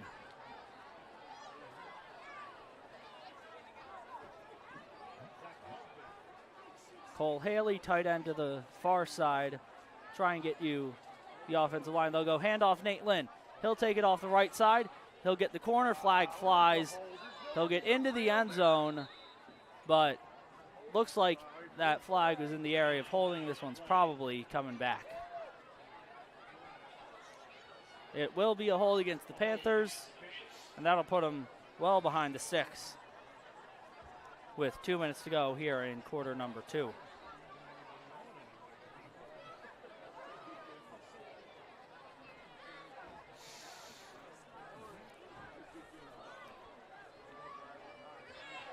They'll march it back.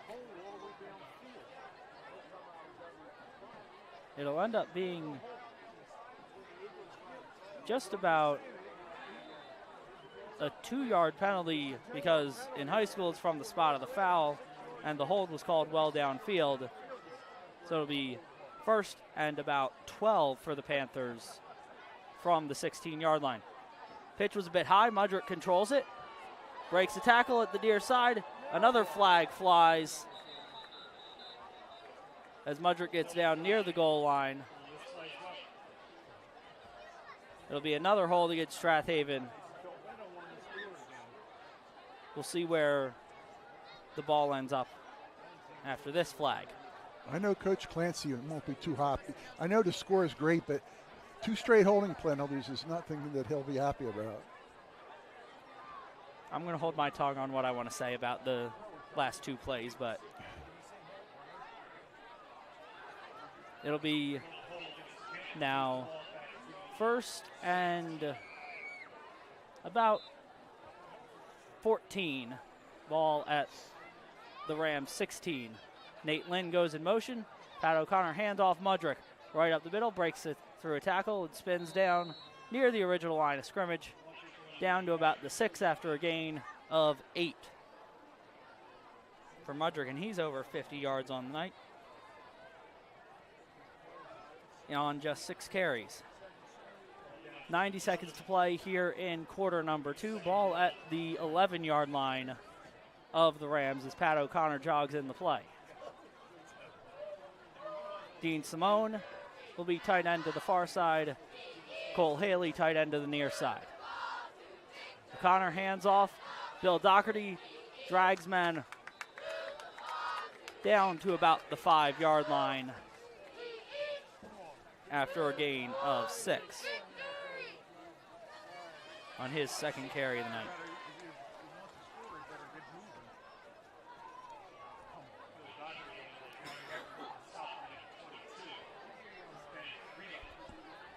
.45 seconds of counting to play here in quarter number 2. O'Connor jogs in the play. 3rd and 2, ball at the 5-yard line. O'Connor under center. Lynn wing to the near side. Baxter, Mudrick, and Doherty. They'll go O'Connor, sprint out to the far side. He'll throw it. Intended for Haley. Hits him in the hands and falls incomplete.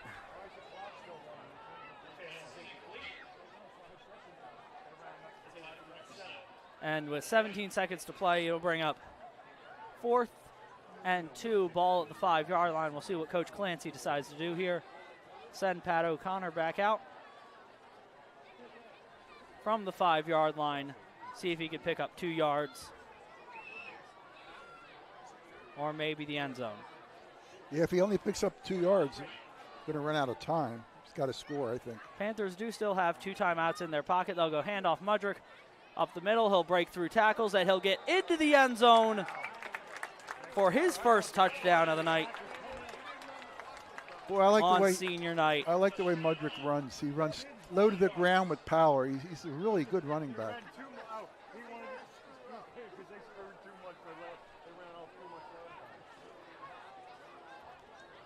He'll take it in from 5 yards out for the Panthers' 7th score of the night.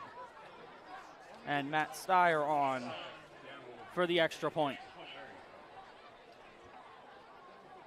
Snap, spot, kick is away, and perfect. Strath Haven leads this one 49-0, 17 seconds to play in quarter number 2. Take a short break and be right back on havenfootball.net. Looking for pre-K childcare with an emphasis on learning? Ducklings Early Learning Center is available for children 6 weeks to 5 years old within 1 block of Nether Providence Elementary School on Moore Road in Wallingford. At Ducklings, our college-educated teachers create a safe, nurturing, educational environment in our beautiful facility. Call Ducklings today for an appointment at 610-936-9400. This is Merrill Reese, voice of the Philadelphia Eagles, where high school football never sounded so good, right here at havenfootball.net.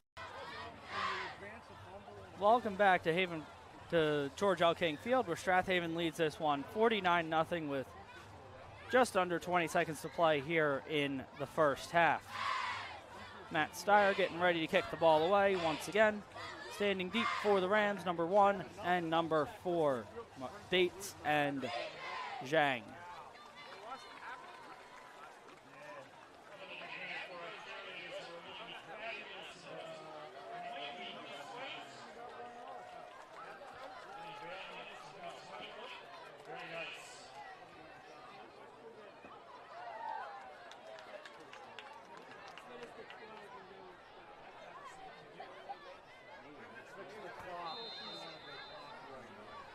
.12 seconds on the clock. And Steyer puts the ball in the air. It'll come down to Zhang at the 10-yard line. He'll take it up the near side, looking to make a move. Can't make his man miss at the 20-yard line. That is Shane Fisher on the stop with 3 seconds to play. The Rams will take over 1st and 10, ball at their own 20-yard line. Strath Haven will get the ball to start the second half.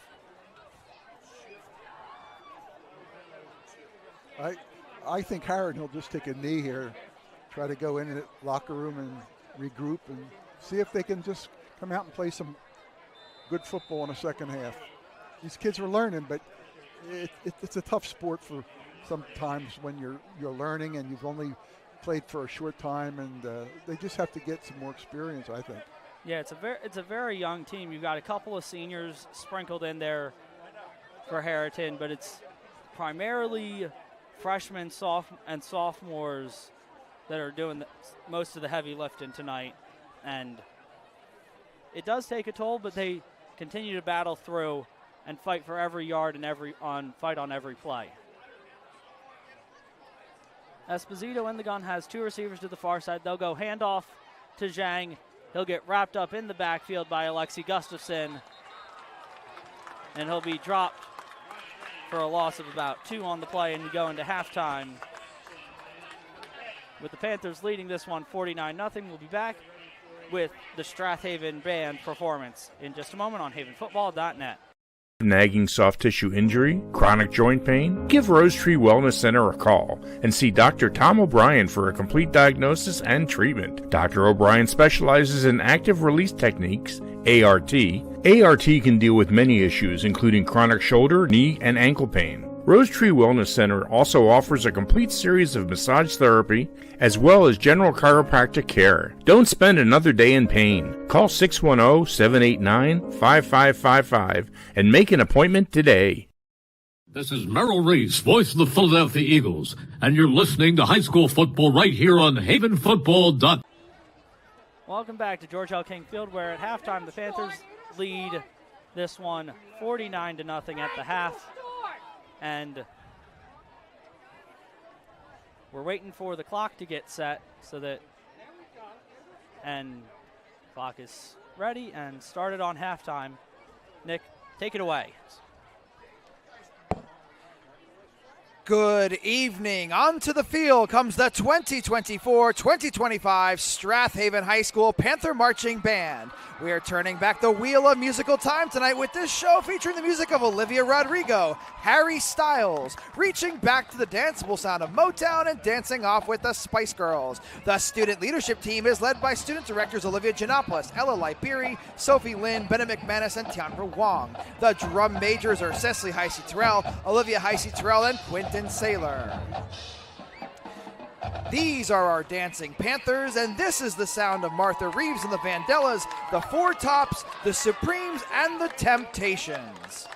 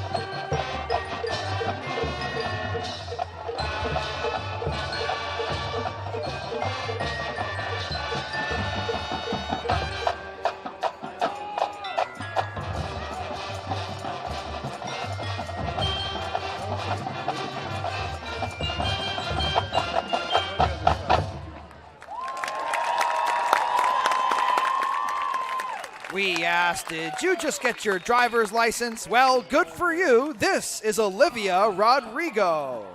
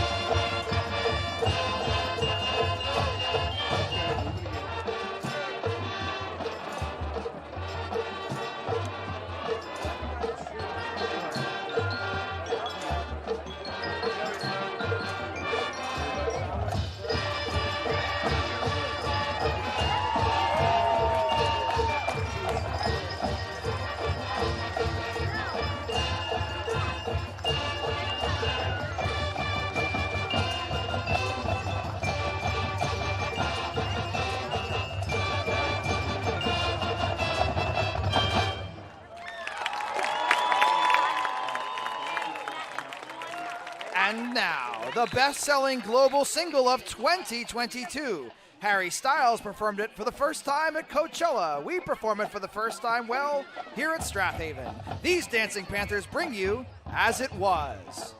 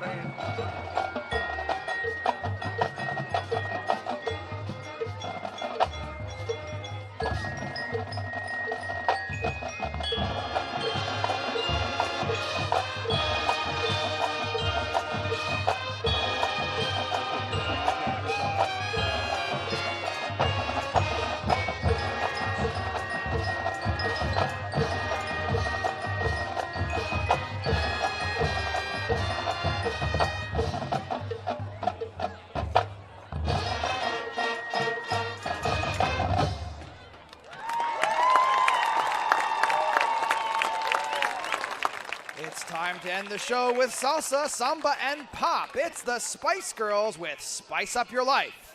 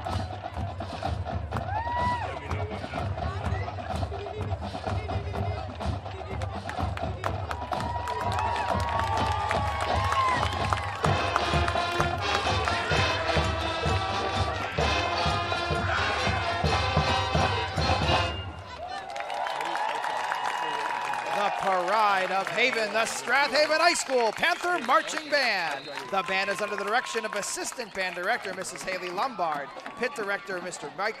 Richard Michael, and Drumline Instructor Mr. Gustin Rudolph. Ms. Valerie Schliga directs the band front and dance line with Silks Instructor Coach Aria Boris and dance team instructors Miss Gigi Ianello and Miss Rosie Ianello. For the Panther Band, I'm Nick Pignataro. Have a great evening and let's go Panthers!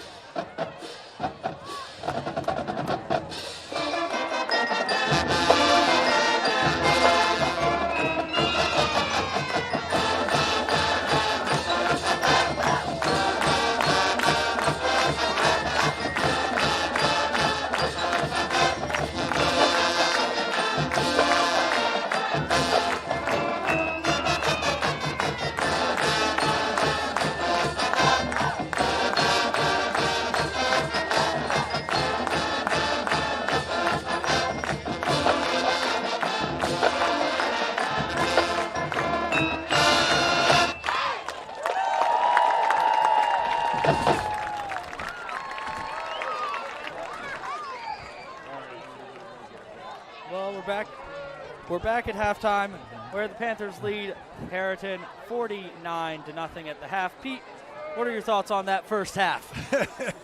It's hard to describe what happened there, but Strath Haven's just a better team and bigger, stronger, faster.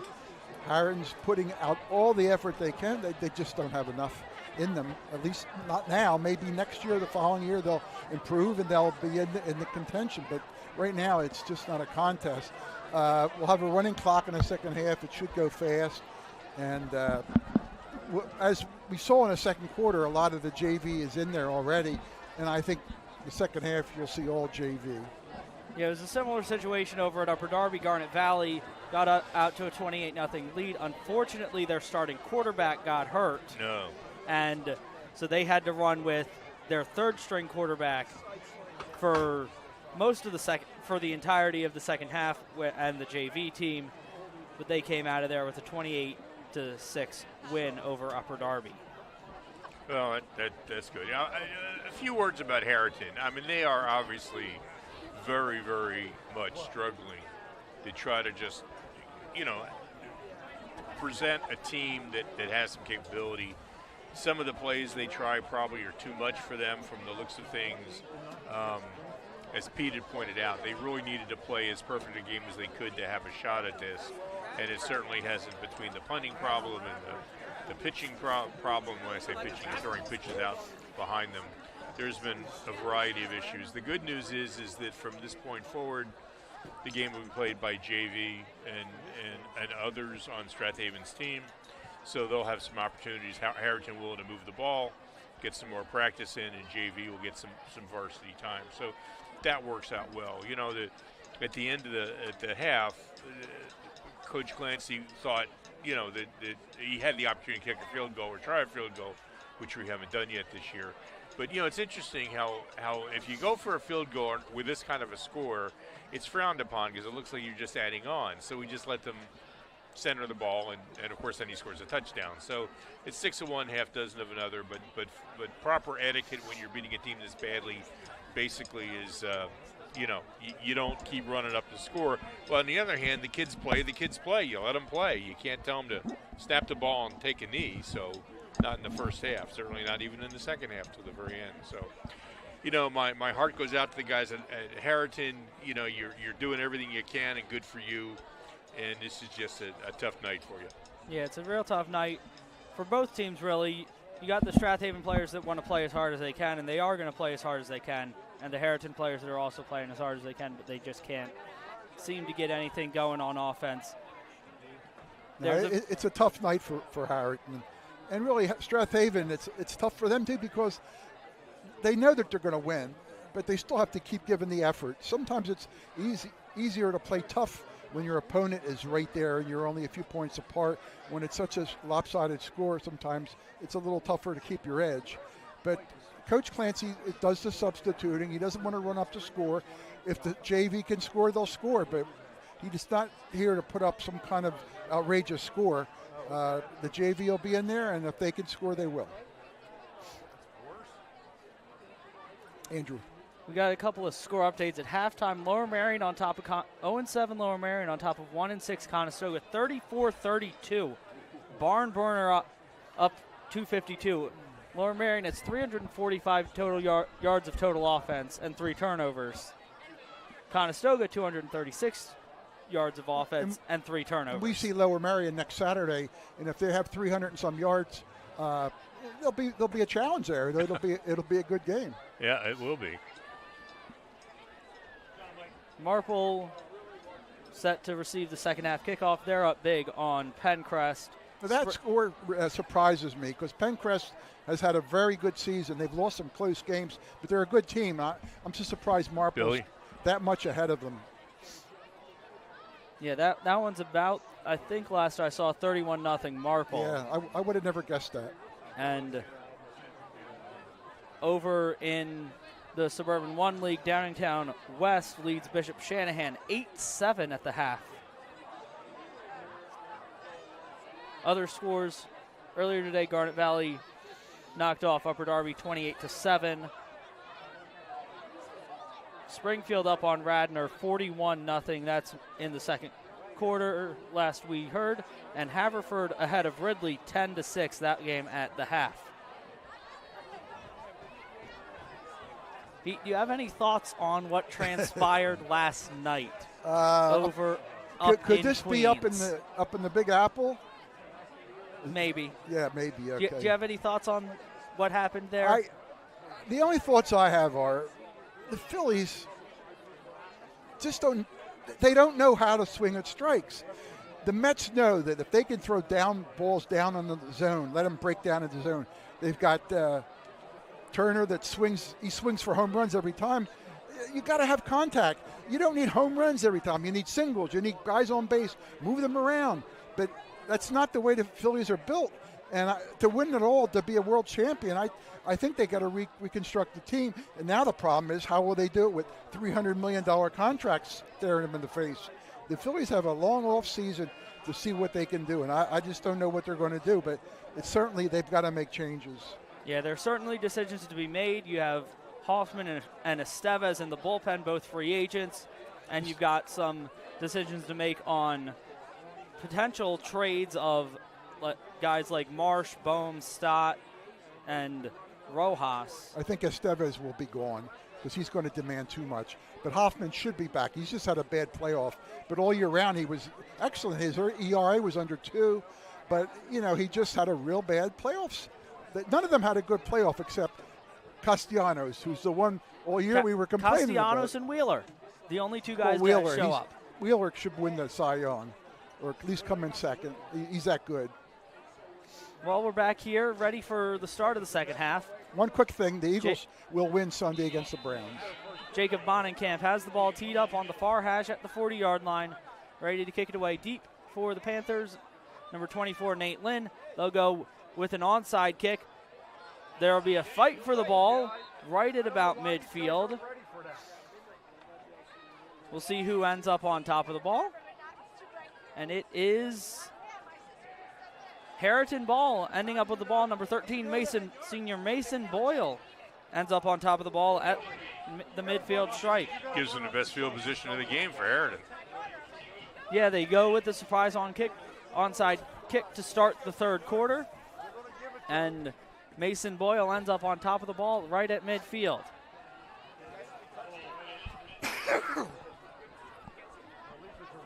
Well, we'll see what happens now. The clock will be running, so. And we will have the running clock for the second half. Should be a quick half. They'll go 2 receivers to either side. Esposito drops back, fires deep downfield. That ball is underthrown and incomplete. Intended for, looks like number 18, Colin Sullivan. Yeah, that was a nice long pass. It just was short, but he was well covered over there by the corner. I can't see his number, but he was well covered even if he caught the ball. That's for sure. Excellent coverage there from number 25, Jordan Alexander, on that far side. Esposito in the gun has Lockwood on his left hip. 2 receivers to either side. Slot to the near side is McLeod. Esposito fires out, has his man Bates at the 45. Breaks one tackle, breaks another one of Nate Lynn and gets knocked out of bounds with first down yardage across the 40.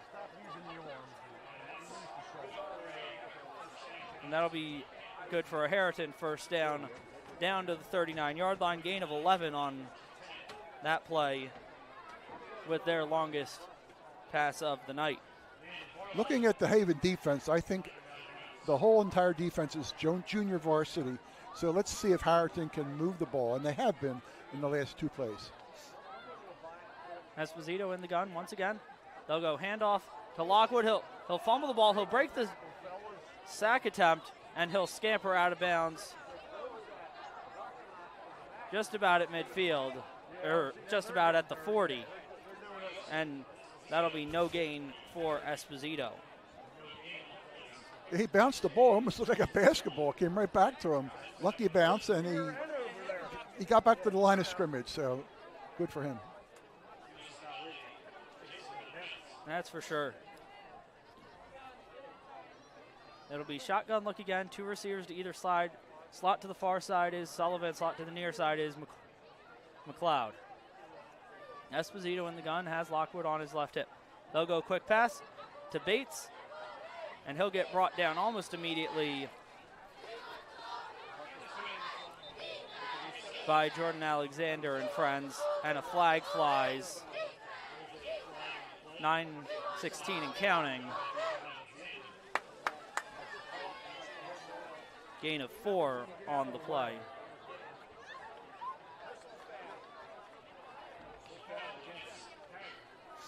And it'll be a personal foul against Harriton.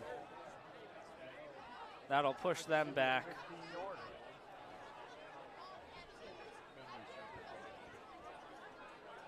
Come on, refs, walk it off. Please, it's not difficult. That'll push the ball back to about midfield. That'll bring up 3rd and Third and a lot. About 22, we'll call it. Or second and 22.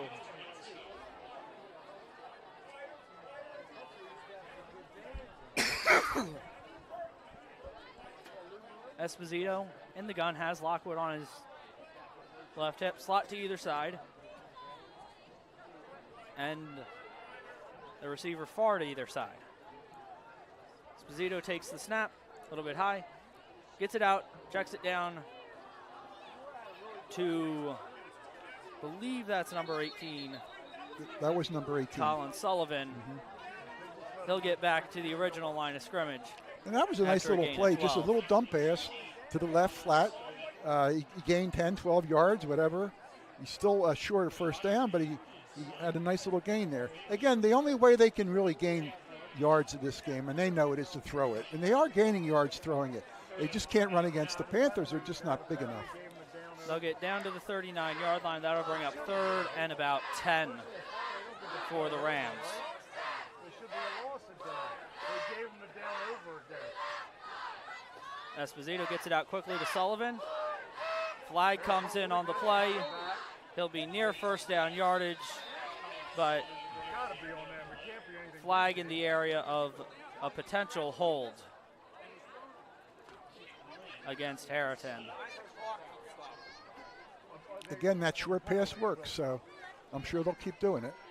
It'll be a hold against Harriton. That'll back him up 10 yards, bring up third and about 15 or so.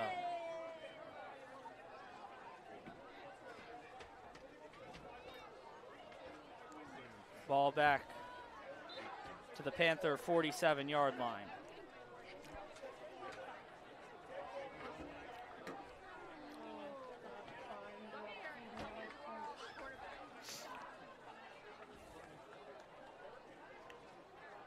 Third and 17 for the Rams. Esposito moves Lockwood to his right hip. He'll drop back to pass. There was another. Ball float up there, and it'll be picked off, Man, how do you not catch nearly that? picked off by number 25, Jordan Alexander. And that was a total hold there. Play broken up by number 18, Colin Sullivan. Another flag on the play. What do you do to him now? This one in the offensive backfield. We'll see what the call is in just a moment. It'll be a personal foul against Harriton and against Haven, offsetting penalties. And it looks like we will potentially replay third and 17. Just put the ball down and run the clock. Let's go. We're going to spend 6 hours on penalties to finish the game at 49. We got some irritated fans near us there, Andrew.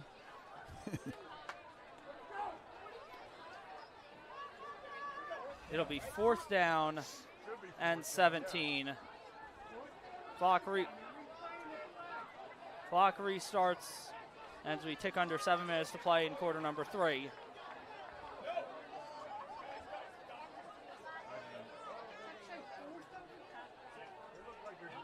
They'll run the punt team on. Number 30, Jacob Bonenkamp whistles.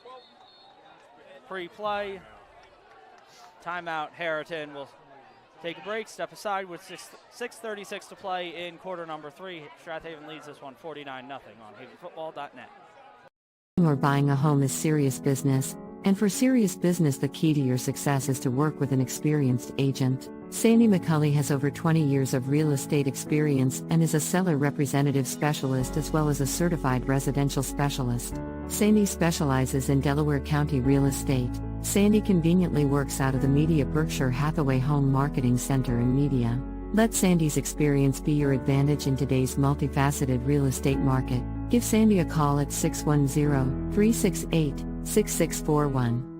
This is Merrill Reese, voice of the Philadelphia Eagles, and you're listening to high school football right here on havenfootball.net. Welcome back to George L. King Field, where with 6:36 to play in quarter number 3, it's Strath Haven 49, Harriton 0.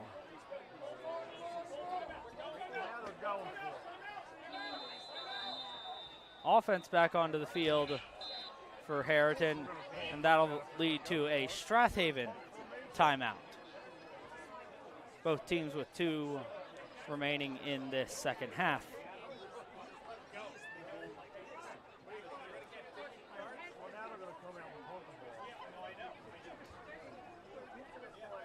Had an interesting start to this second half.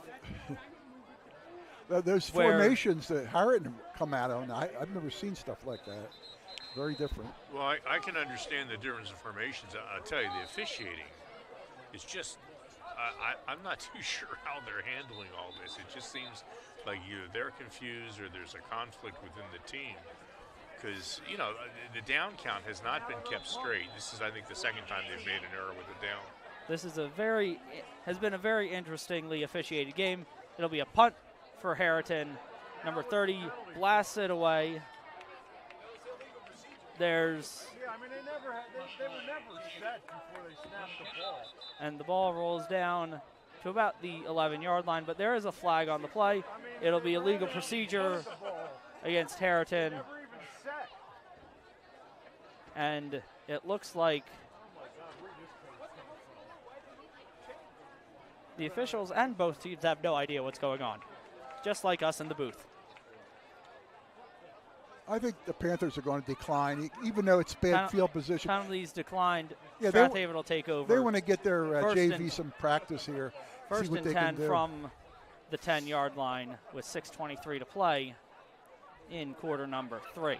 If this were a tight game, they would have made him repunt, I'm sure. And the clock restarts.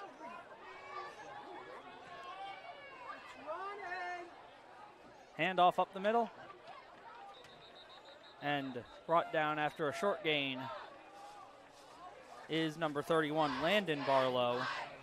His first carry of the night picks up just 2.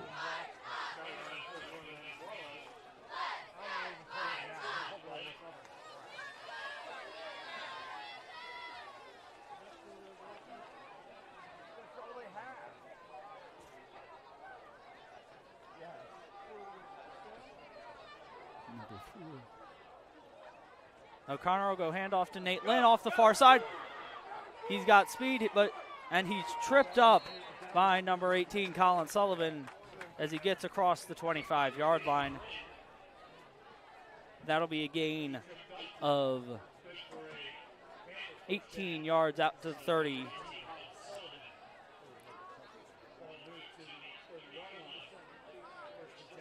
Nate Lynn up to 24 yards on his 3 carries tonight.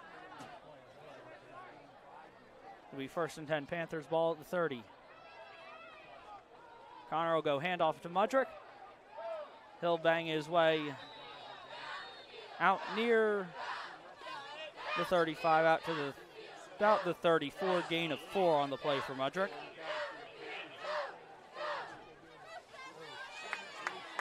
Good to see this JV offense able to move the ball a little bit here. Yeah, they're getting good practice. You know, in the next year or 2, some of these guys will be our starting varsity. So anything here is just gravy for practice. O'Connor will hand off to Lynn. He'll fight his way up the middle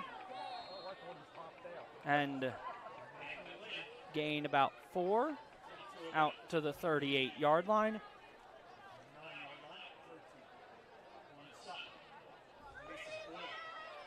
Ball at the 38-yard line, 3rd and 2 for the Panthers.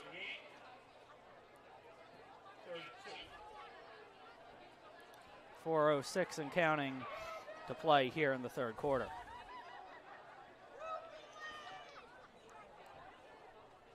It'll be O'Connor under center, Yosef Ali, and Landon Barlow in the backfield. They'll go handoff Landon Barlow straight up the middle, breaking through tackles, and he'll get brought down as he crosses midfield and down at about the 45-yard line by number 6, Zach Frieden. Yeah, he was 1 step away from taking it all the way. Broke through the middle there. He had a nice gain, and then number 6 grabbed him from behind. If he wasn't there, it would have been a score. Excellent work by the offensive line, opening up a hole, and good vision from Barlow to find the hole and run through it. O'Connor will hand off Lynn. He'll take it off the right side. He'll gain about 6 as he gets down to the 39-yard line. That JV offensive line, Andrew, is making some nice holes for them, and I think Coach Clancy's going to like what he sees there. Absolutely, and when your offensive line this year is, you got 4 seniors on it, you're going to need to replace 4 of them next year. Yeah, you're going to need some of them guys. And they'll be bigger, faster, and stronger next year. Well, I may add that the JV is undefeated this year in play. They are. JV has a great team so far. O'Connor will hand off this time. It'll be Yosef Ali, his first carry of the night from the 39, goes down to the 31. He'll gain 8 yards on the play. And it'll bring up another Panthers first down.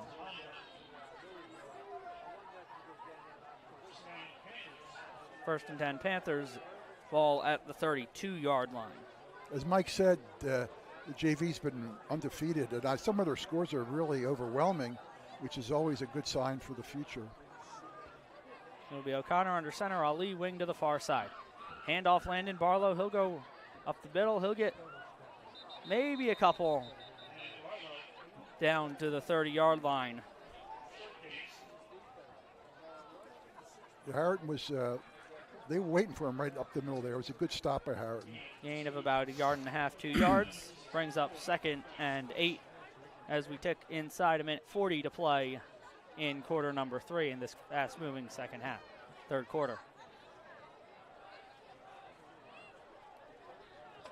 O'Connor under center, Doherty wing to the near side. They'll go handoff Ali.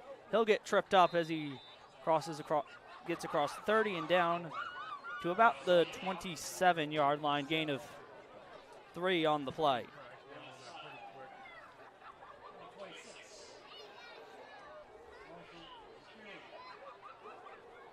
That'll bring up 3rd and 5 for the Panthers.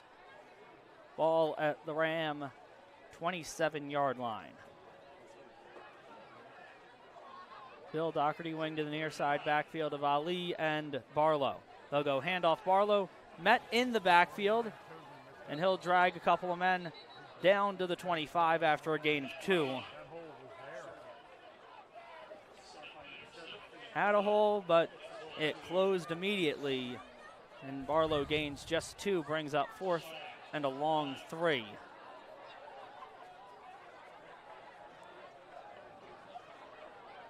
And see if the Panthers will snap it here on this side of the third quarter clock, and they will not. They'll take it to the other end of the field as we head to the fourth quarter. Panthers leading this one 49-0. We'll be back for the fourth quarter here on havenfootball.net. This video and audio broadcast is copyrighted by havenfootball.net Incorporated for the private use of our audience. Any other use of these broadcasts or any pictures, descriptions, or accounts of the game without a havenfootball.net Incorporated's expressed written permission is prohibited.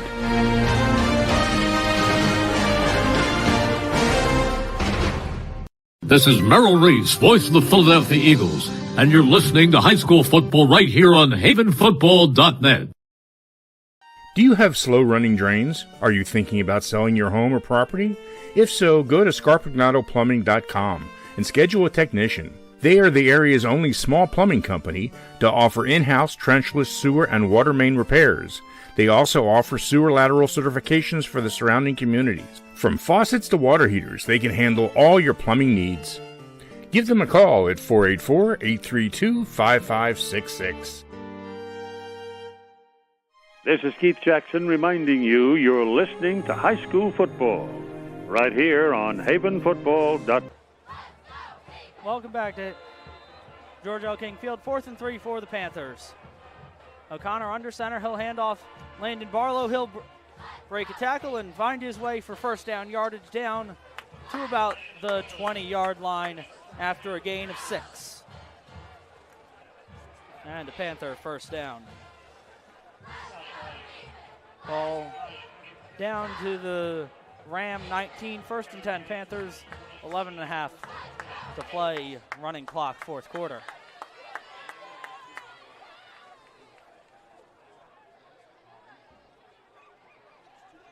Patrick O'Connor under center. Takes the snap. Hands off. This is Bill Doherty trying to get to the right side. Gets to the corner. And he'll be knocked out of bounds at about the 11 after a gain of 8. That was a nice little run. Doherty to the right there. He actually got hit by a couple guys, got a couple more yards, and got his first down. Nice little run. Now to bring up 2nd and 2, ball at the 11-yard line. 2nd down, okay. Crowd was calling for him to stay in bounds, but of course with the running clock, it doesn't make any difference. That is correct. Ball only stops on penalties, and timeouts, and change of possession. Landon Barlow will take the ball, the handoff, and go straight up the middle. Gain of 5, down to the 6.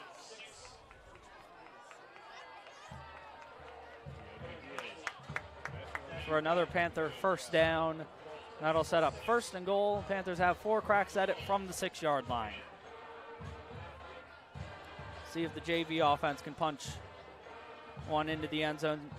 Maybe even get Bill Doherty a varsity touchdown on senior night. They'll go handoff instead. Yosef Ali.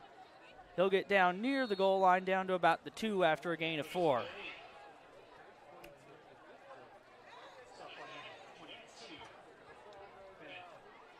It'll be 2nd and goal. Ball at the 2-yard line. 3 more cracks at it for the Panthers.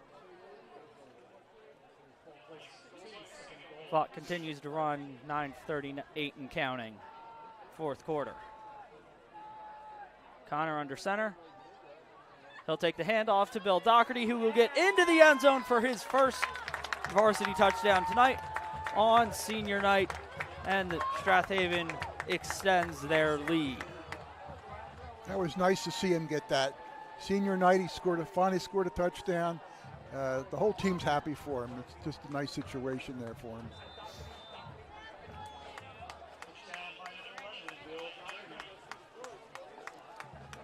Matt Steyer on to attempt the extra point. Schuster to hold. Snap, spot, kick is away, and perfect. Strath Haven leads this one, 56-0, 9:27 to play here in quarter number 4. We'll be back in just a moment on havenfootball.net. Benefits Group specializes in creating employee benefit packages which can maximize your company's ability to attract, retain, and award the best employees. We develop a strategy for your business to attract high-quality team members. It is critical to have benefits that are competitive in the marketplace. We develop a benefits package and retirement plan that helps you implement a complete benefit program and retirement solution. We help you implement a successful strategy that rewards your employees for their hard-earned time. Empower your employees with a comprehensive benefits solution from the Wharton Benefits Group. Call them at 484-328-3590. Hi, everyone. This is Greg Murphy from the Phillies broadcast team, and you're listening to high school football right here at Haven Football. Welcome back to George L. King Field. 9:27 to play in quarter number 4. Strath Haven leading this one, 56-0. If you guys are watching on WWON tonight, there is a horror festival of sorts movie tonight. We're supposed to run a commercial, but I couldn't get it on the computer, so we'll save it for next time. But right after this game is over, their special horror film will be on tonight. Not a bad thing to do after watching a football game. Here we go. Matt Steyer has the ball teed up and kicks it away. That'll be short, and it'll come down, caught at about the 23-yard line by number 22, Ben Krebs of the Rams.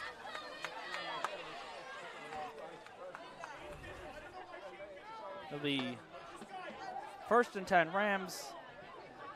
Ball at the 25-yard line. Be spotted in the middle of the field.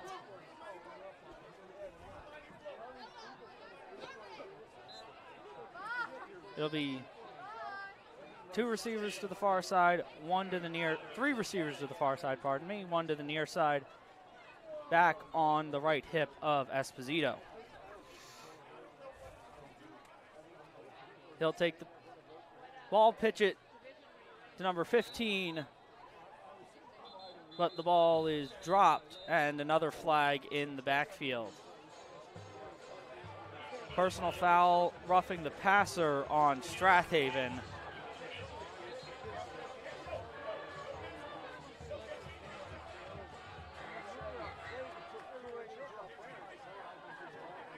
That'll move the ball from the 25 out to about the 40-yard line.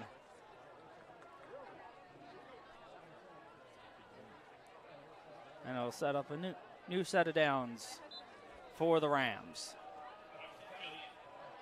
after the penalty.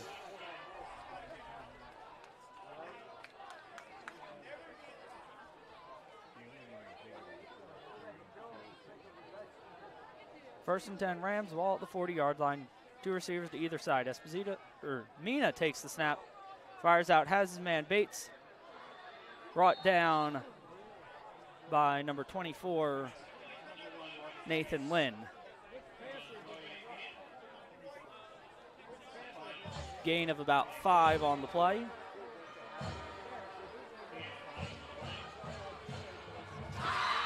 Brings up 2nd and 5. Mina in the gun. Switches Lockwood to his left hip. 2 receivers to either side.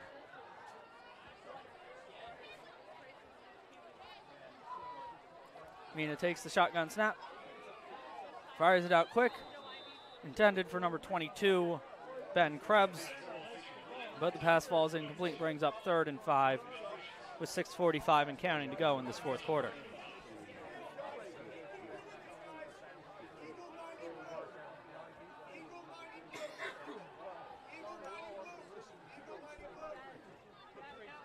Third and 5, ball at the 45-yard line for the Rams. 6:30 and counting in quarter number 4. Strath Haven up big. 3 backs in the backfield around Esposito. Single receiver to either side. Esposito takes the snap, pitches it. Number 15, Jonah Lockwood, who's dropped in the backfield by Landon Barlow and friends. That was going to be a pass play. That was, he did a pitch, and I think the receiver of the pitch was supposed to throw it, but nowhere near enough time to make that work on this play. Another Harriton trick play that just doesn't seem to work. Lose 10 on the play. Number 30 into punt, gets it away, and it'll take a nice Harriton roll inside the 30 and down to about the 25-yard line where it'll stop and be touchdown. With 5:21 to play in quarter number 4, the Panthers will take over. 1st and 10 from their own 25-yard line. Pete, your thoughts? Well, what more can I say? It's just been a long night for Harriton. They just don't have the size and the speed to get around ends and to do things. These kids are trying. You can see it. I mean, they're really good kids, but they just don't have the talent to beat a team like Strath Haven. But you got to give them all the credit for trying. They really are tough kids. Absolutely. They're playing their hearts out. They're playing every play. And we've got a timeout for Harriton as they had a late sub getting on the field. We'll take a quick timeout and be back in just a moment on havenfootball.net. Remember those old shows with creepy, scary movies hosted by a weird, kooky character? They're back.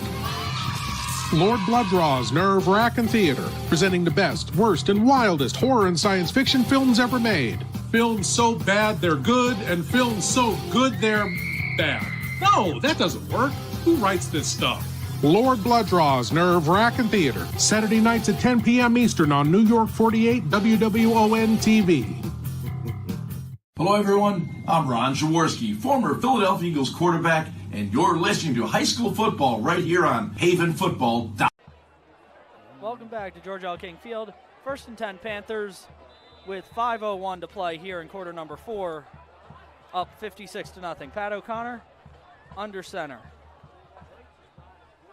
He'll take the snap and hand off to Yosef Ali, who will drag tacklers across the 30 out to about the 32. A flag does come in. We'll see what the call is.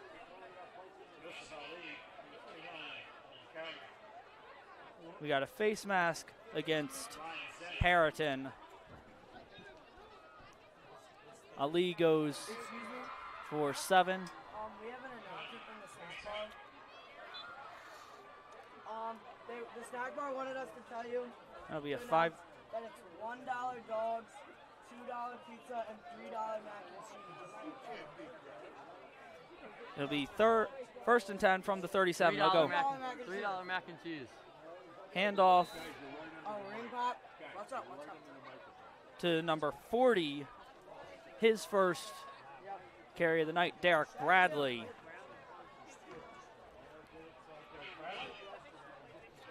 Goes for no gain.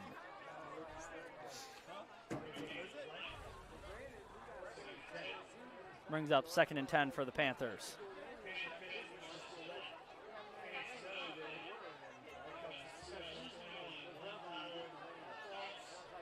O'Connor under center. He'll go handoff. Number 25, Jordan Alexander. He'll get dropped in the backfield after a loss of about 3. Those kids are on defense, Harriton, they're playing their hearts out, and they're stopping this Panther drive.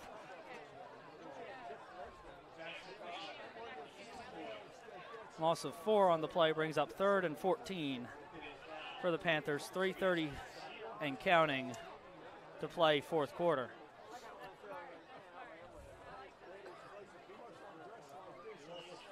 Connor jogs in the play. He'll go under center. It'll be Simone, tight end to the far side. Wing to the near side is Pat Tolson.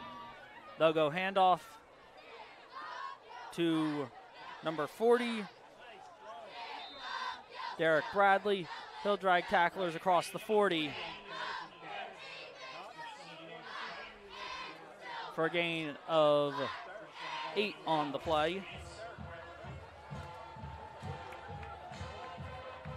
Out to the 41, and that'll bring on Ben Milligan for his first punt of the night.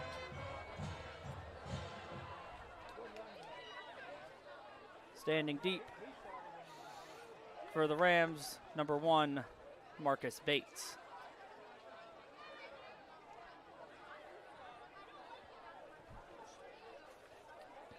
Milligan gets the punt away. It's high, it's short.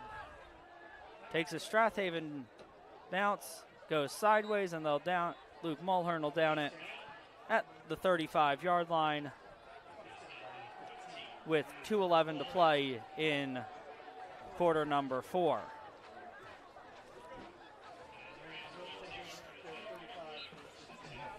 It'll be 1st and 10. Rams, ball at the 35. Clock will restart.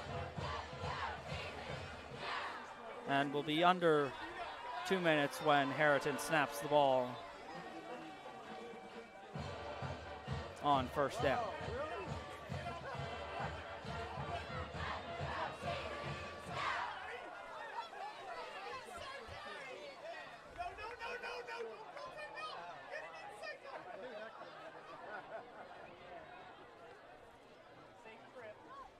Mina in the gun.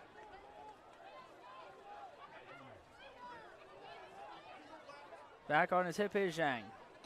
2 receivers to either side. We're under 90 seconds to play in this ball game. Mina fires out to the far side, has his man Bates. Caught, ball popped out, picked up, and recovered by the Panthers. That's number 24. Nate Lynn gets into the end zone with 1:10 to play here in the 4th quarter. Another senior gets in on the action tonight, Pete. Yeah, that's senior night, and that's giving the seniors the ball and they're scoring. It's it's good for them. They get their practice, they get to play, and the starters get to rest up and don't risk any injury for the big games coming up. It's good for everybody.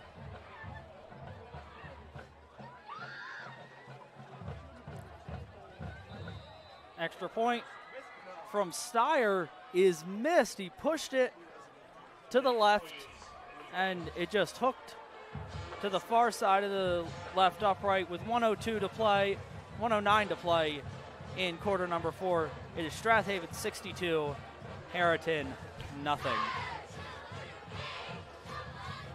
We'll be right back on havenfootball.net. The Swarthmorean Weekly newspaper has partnered up with havenfootball.net. The Swarthmorean was established in 1893 and is a true community newspaper and covers the Wallingford Swarthmore School District as well as events in Swarthmore, Wallingford, and surrounding communities. Get your copy every Friday at 320 Market or Swarthmore Co-op, or go to swarthmorean.com for a mailed or digital subscription. For all the local news, read the Swarthmorean every week.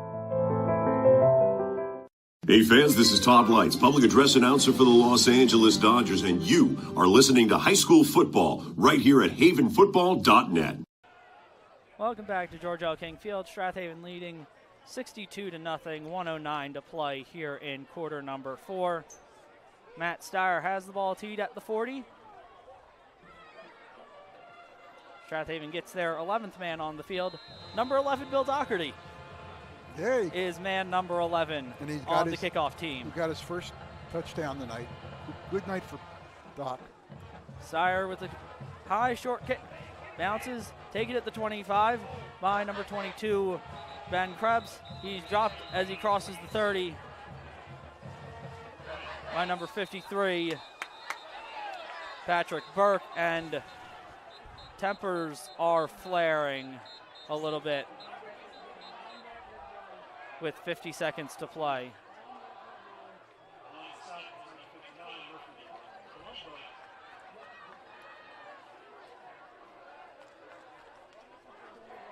Refs break that up pretty quickly, which is always good to see. A little pushing and shoving.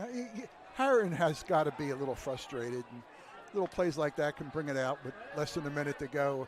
But it's been a good played game as far as, there's been a couple turnovers, but it has been well played by the Panthers for sure. Personal fouls against both teams. And looks like Harriton will get one more snap in. 7, 6, 5. They'll get one more snap. Mina will take off, fire downfield. It'll be picked off by Bill Doherty, and he'll slide down at the 46-yard line.